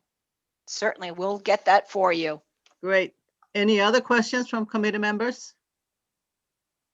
Don't see one. Thank you very much for coming. Thank you. Next, we have Joe Hannon. Good morning, members of the committee, Madam Chairwoman. Thank you for listening to me. My name is Joe Hannon, and I'm the parent of 2 children. One of them is a 12-year-old girl who has Down syndrome and has an IEP in the state of New Hampshire. I'm in support of this bill, strong support. I'd like to start also by saying that I have not had personal problems with the process. My daughter has been getting excellent care in all of the years she's been in school and in her IEP. We've only had one instance where I disagreed with the school district, and that was they had something for physical education where she had to do something to strengthen her core. And I looked at the bottom of the sheet. I'm surrounded by a table of wonderful educators who all happen to be women. And the only thing that I disagreed with was they had pole dancing as something to strengthen her core strength. So as a father of a young daughter, I objected, and they kind of laughed, and we moved on. But my wife and I also work with a lot of, and have talked with a lot of other parents who have special needs children. And there are a lot of people that are not as fortunate as we are, that live in districts that don't really give enough attention or listen to the parents as much as they need to. Even though there are so few students and parents that go to these final steps for hearings, I think that goes to the issue of why do so few go to that level? And I think the whole David and Goliath concept is a real reason for this. Parents don't think they can go up against the behemoth of a school district with the resources, and the placing the burden of proof on the districts just simply requires that they show they're providing the appropriate education consistent with state and federal guidelines and laws. It's easier for them to bear that burden as they have all of the information necessary to show what they need or the child needs is important and valid. So I think to level the playing field, to give children the access they need to ultimately have a better relationship with the parents in the district for themselves will drastically increase if the burden is on the school districts. And this is minimally negligent. It barely affects the finances of the districts as opposed to the parents who have to hire lawyers. Not everyone can afford an attorney. And if for not doing this, if someone does not get the education they require, it drastically affects the rest of their life. My father had an eighth grade education, and he grew up in a time where they didn't have IEPs. They just thought he was disruptive. They gave him a broom, told him to push the broom around the hallways to burn off some energy. He became a janitor, very successful one, but that was where education was for many years in this country. And now we have the opportunity to correct some of those lackings and to make sure people can live a better life. And I'd like a better life for not just my daughter, but for anyone who has a special education need in this state. And I ask you to please pass this bill. And finally, I'm sorry, the last thing was the committee, the study committee. This is a study committee, not a commission. That's probably why it's not, there is no specific representatives from the districts. This is they're supposed to be members of the legislature on these committees. And also that the recommendation from the interim study committee from last year's bill I think that is, it really doesn't help to bring up anything from 2020 at this point. It was the year of lost legislation and lost lives in many ways. Lots of good bills are deemed inexpedient to legislate or tabled or just ignored because of the situation we're in. So I think 2021 is a new year, and I think it's time to move on with some positive changes for all. And I'd be happy to take any questions. Thank you very much. Any questions from the committee members? Seeing none, thank you. Thank you all. Next, we have Michael Skibby. Michael Skibby. Welcome. Remember, not more than 4 minutes. That's the absolute.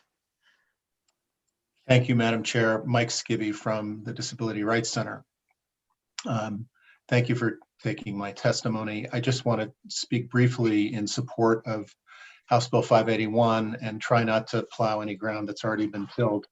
I do want to emphasize how important it is what Ms. Wilson of the School Board Association said. She said that they anticipate that schools would have to provide more services if they had to defend their decisions upon this bill being passed. It's a striking statement because I think what it suggests is that if they believe that they actually will have to prove to an outside party that what they did was proper, that they would have to do more. If they're doing the right thing, they shouldn't have any concerns about being able to justify their actions to anybody. I think that the effect of this bill is unlikely to be significant at all in the hearings themselves. You heard from the gentleman from Connecticut that outcomes are not significantly different in states where schools bear the burden of proof. And we know that a very tiny percentage of cases end up in the hearing process here in New Hampshire. I think the benefit in many cases is going to be upstream of that process. The dynamic that Ms. Wilson was referring to, which is what sort of a decision is the school going to be making in a close case? Will they be contemplating a challenge that is unlikely to be brought because most families do not have the resources to, hire an expert, conduct their own evaluations, and then mount a challenge successfully before an administrative hearing officer? I think it's very likely that under the current regime, in close cases, the school can be confident that they won't be challenged and that it is fine to make the decision on the side of fewer services. Whereas if the bill passes, they will know in a close case that they may have to justify their decision. And therefore, I think they'll bring a different kind of analysis to those close cases. And I think err on the side of the decision that they believe that they can justify. So I think they're much more likely to make the right decision in close cases if they know that they're going to have to justify the decision to someone else. I think the rest of the reasons for our support have been described fully by others, and I'll leave it at that. I'm happy to take any questions. Thank you very much for your testimony. Do we have any questions from the committee? Seeing none, thank you very much. Thank you. The final two speakers that I have on my list are Tracy Walbridge and Shannon Bouchard. However, I don't see their names in the attendees column. If they're here, could they please raise their hand? And if you're participating on the phone, you can dial *9 to raise your hand. I do see that someone named Jen has raised their hand. Is she on the list? Or is she? She's not one of the people on the list, right? I'm not sure. Hi, I'm Jen Blagriff. I submitted written testimony. I wasn't going to speak, but I would like to. Is that possible? If you be brief, yes. If we have your testimony, we have read it, and whatever else you can add to it. Okay, yes, I did have something I wanted to add. Okay. So I'm home with my son today, so I just need a quick second. I just passed him off to my husband. So I just wanted to add about the amendment. I agree that that amendment is necessary and should be in there. I am very nervous that this Senate committee will possibly just go forward with that amendment and not the rest of the bill. And I think that would be very detrimental to many students in New Hampshire. I have 2 students with dyslexia, and so I have some understanding of due process and mediation. And I just wanted to speak a little bit to that, which is not in my letter. And due process is definitely a last resort. It's when you have tried as hard as possible to work with the school district and you file due process. And, you know, parents that have the time, money, and resources, usually, they can hire special ed attorneys. They can hire people to do independent evaluations that will be able to come to a due process and be witnesses. And there's lots of things parents with time, money, and resources are able to do in order to, consider due process prior to filing due process and during due process. So I'm not really worried about those parents. I'm worried about the parents that don't have the time, money, and resources to even consider seriously filing due process. If you call a law office, they will tell you that if you go to, if you end up in due process, this is going to cost you $20,000.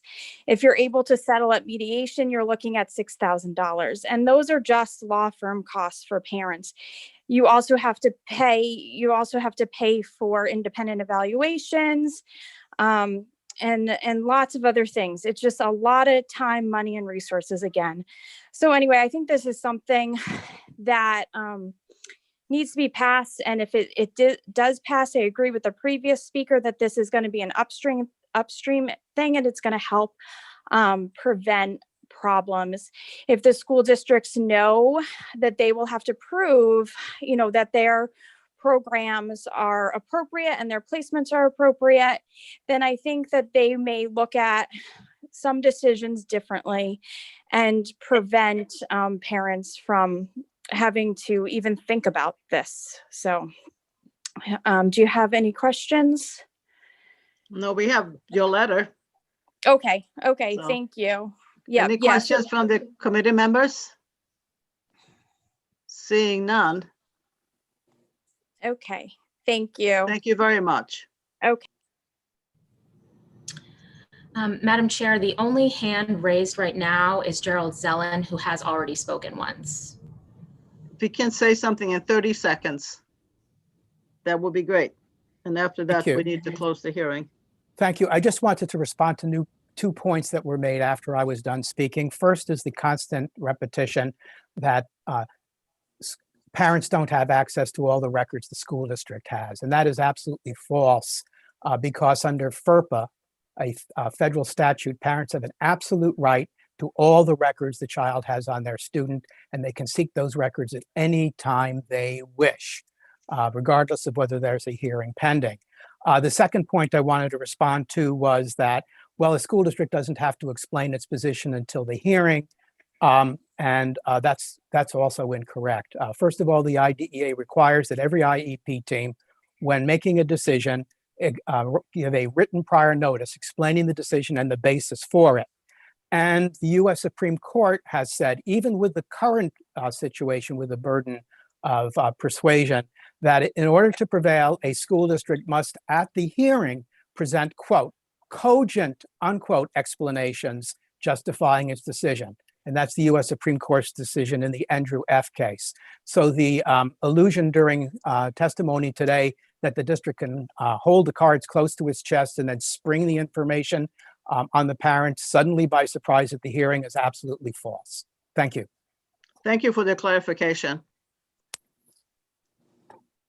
Do we have any more? I see no more hands raised. Okay. Then we'll close the hearing on House Bill 581.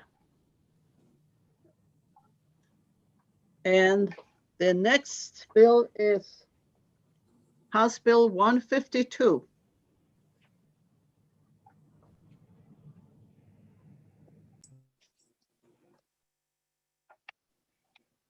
And do we have the sponsor here, Mr. McGee? So we do. Yes, we Welcome. do. Yes, we do. Thank you very much, Madam Chairwoman and members of the Education Committee. I'm very happy to be with you again. My name is Representative Kat McGee, and I represent Hillsborough 27, which is Hollis.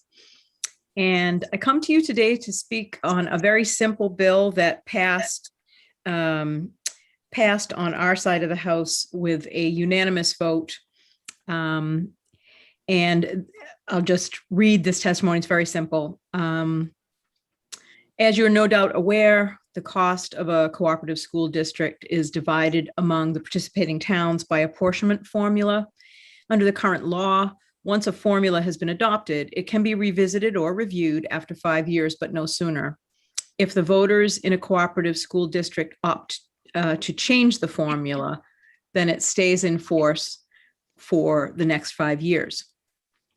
This bill proposes a small change to RSA 195:8, which already calls for apportionment calculations to be revisited every 5 years, so that the trigger for that 5 years is not merely once there's been a change to the formula, but also if an article to continue the current formula has been passed at the district meeting. So basically, the issue kept coming up to our town moderator. And we actually have Jim Belanger on the line, who was a former town moderator here to testify today. It kept coming up at the meetings that if we didn't want to change the formula, we were not allowed to continue it for 5 years. So we thought that that was a reasonable change, and everyone who's heard about it since then, I guess, has agreed with us on that. So the key word in the statement is change. In order to enter a new 5-year period where apportionment formulas will remain stable, the voters must currently change the formula. And in some cases, no change is required. And so we wanted them to be able to not have to add $1 or, in order to continue on with a formula that's working.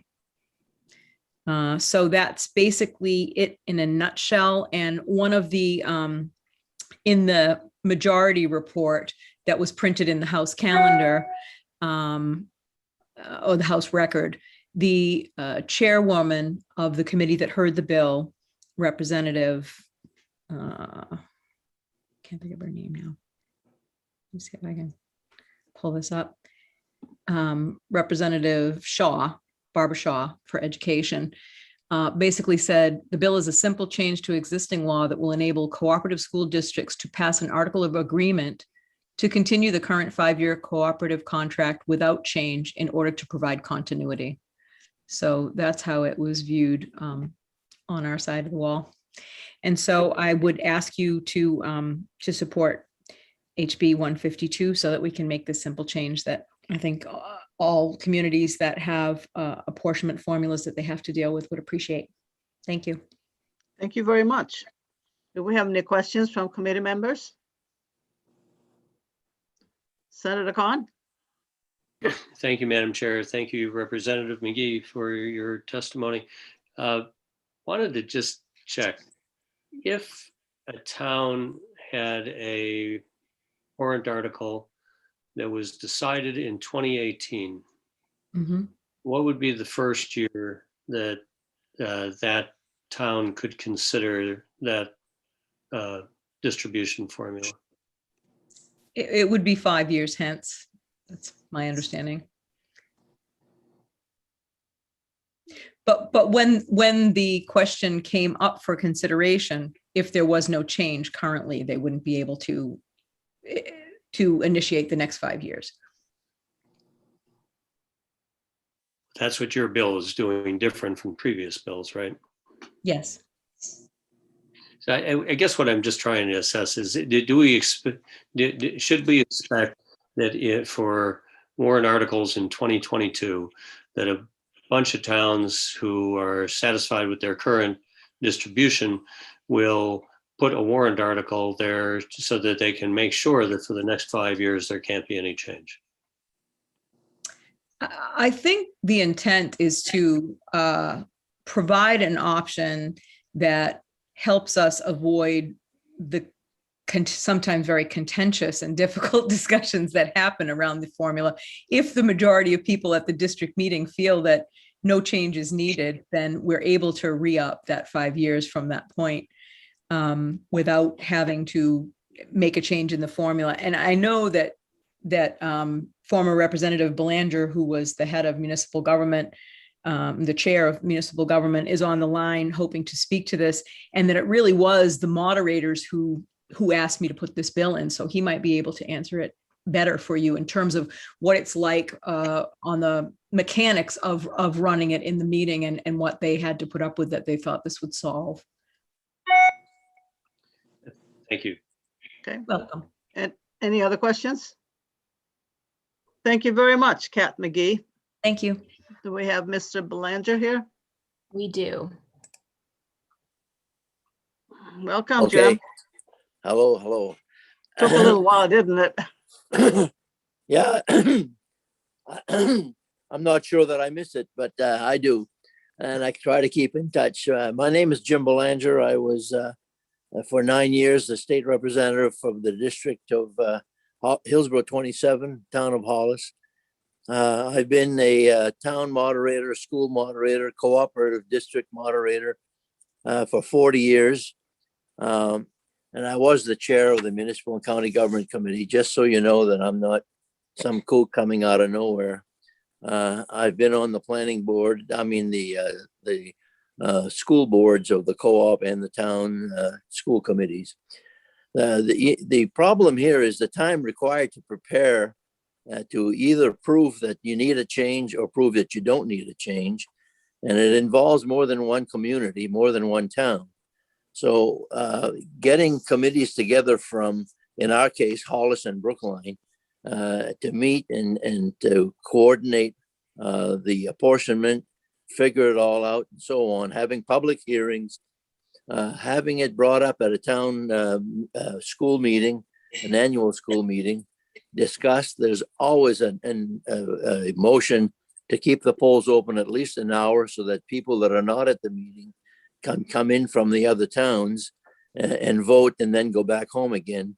It takes up an awful lot of work and an awful lot of time. And to circumvent that, people will say, well, let's add $1 to the whole $1 million apportionment formula. And that will make a change.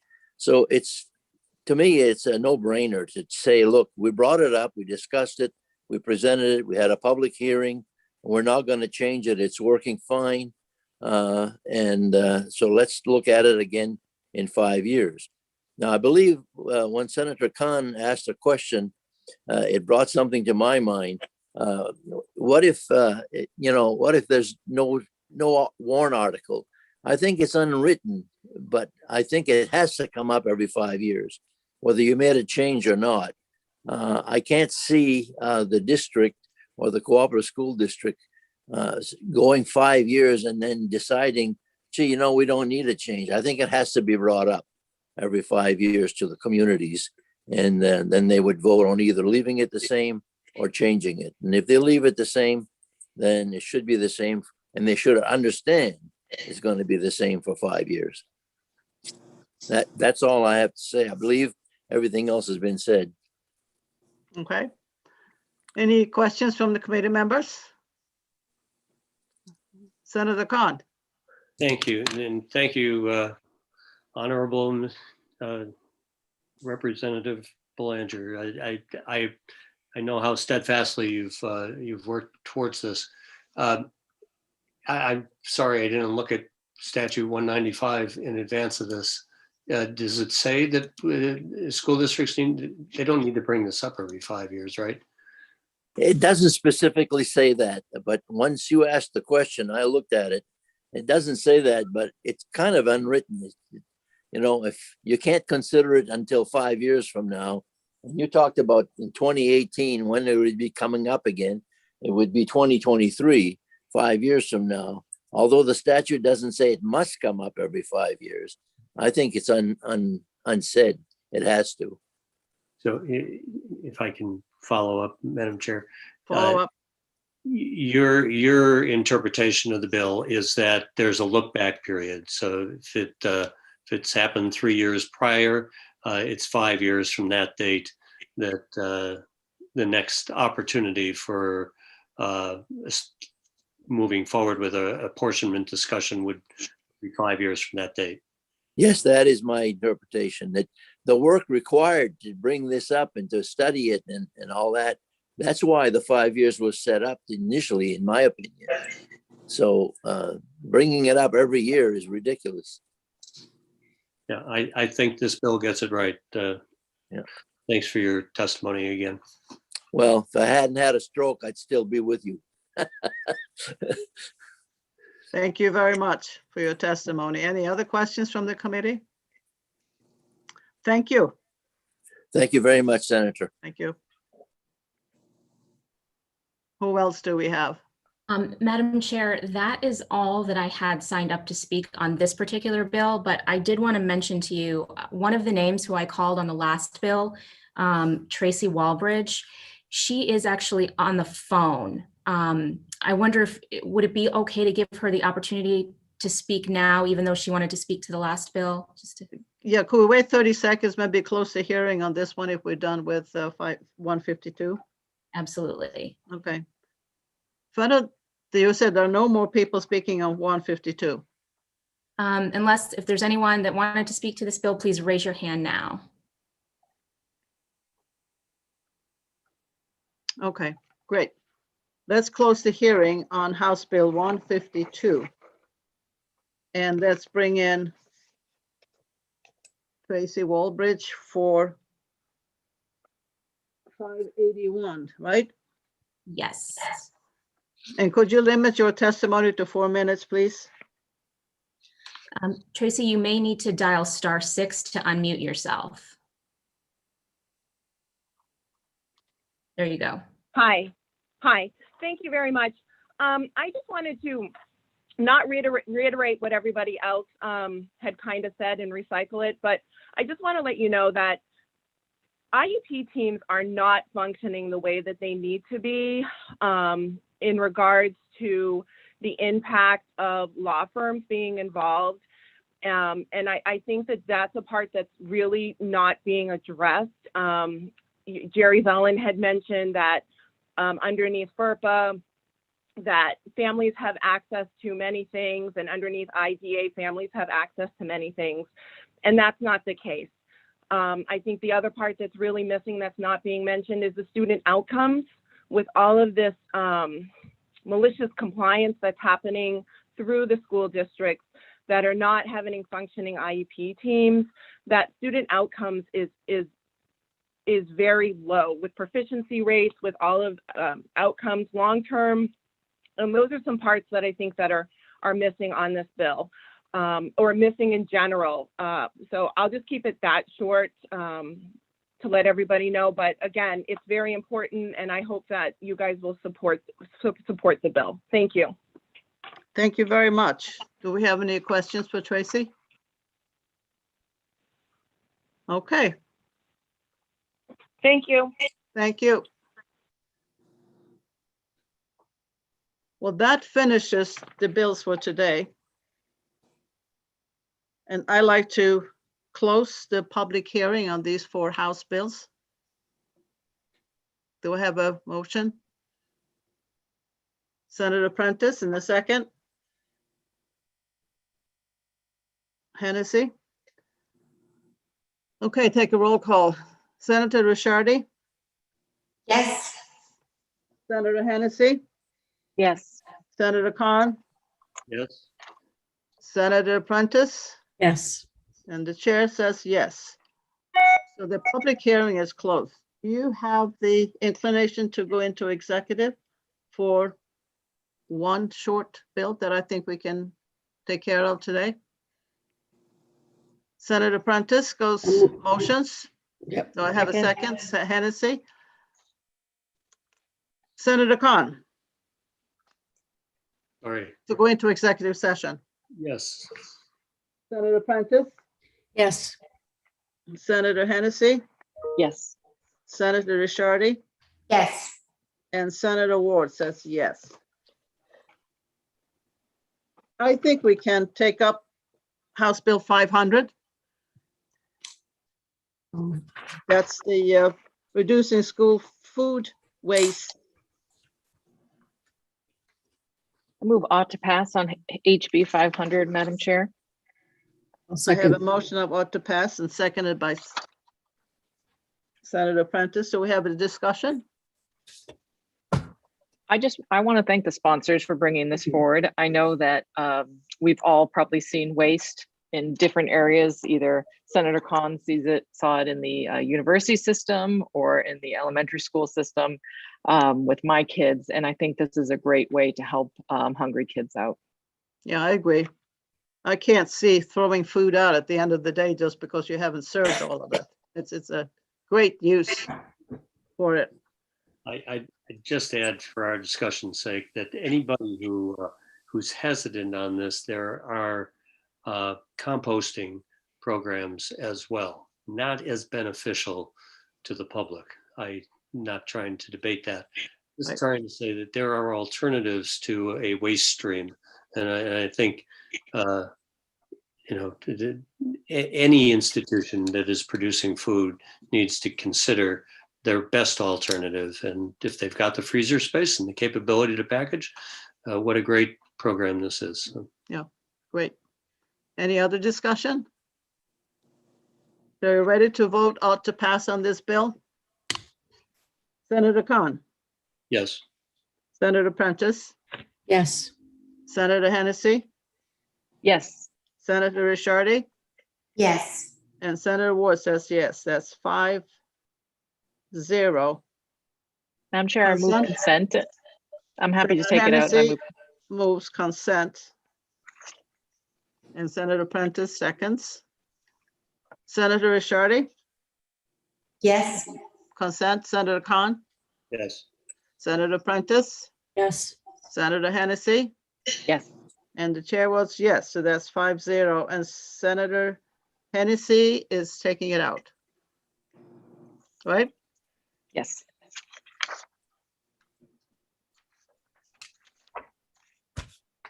Good. Somebody wants to move that we get out of executive session? Hennessy and Prentice? And vote, take it out. Ricciardi? Yes. Senator Khan? Yes. Senator Prentice? Yes. Senator Hennessy? Yes. And Senator Ward says yes. So we are out of executive session. Now we can, Senator Prentice. Would you like a motion to adjourn, Madam Chair? Yes, I do. I I'll was make waiting that. for Second it. that. Great. Any discussion? Senator Hennessy, Yes. Senator Prentice, Yes. Senator Khan, Yes. Senator Ricciardi, Yes. and Senator Ward says yes. We are out and we are done for today. Thank you all very much. It's an Thank you, Jean. interesting session.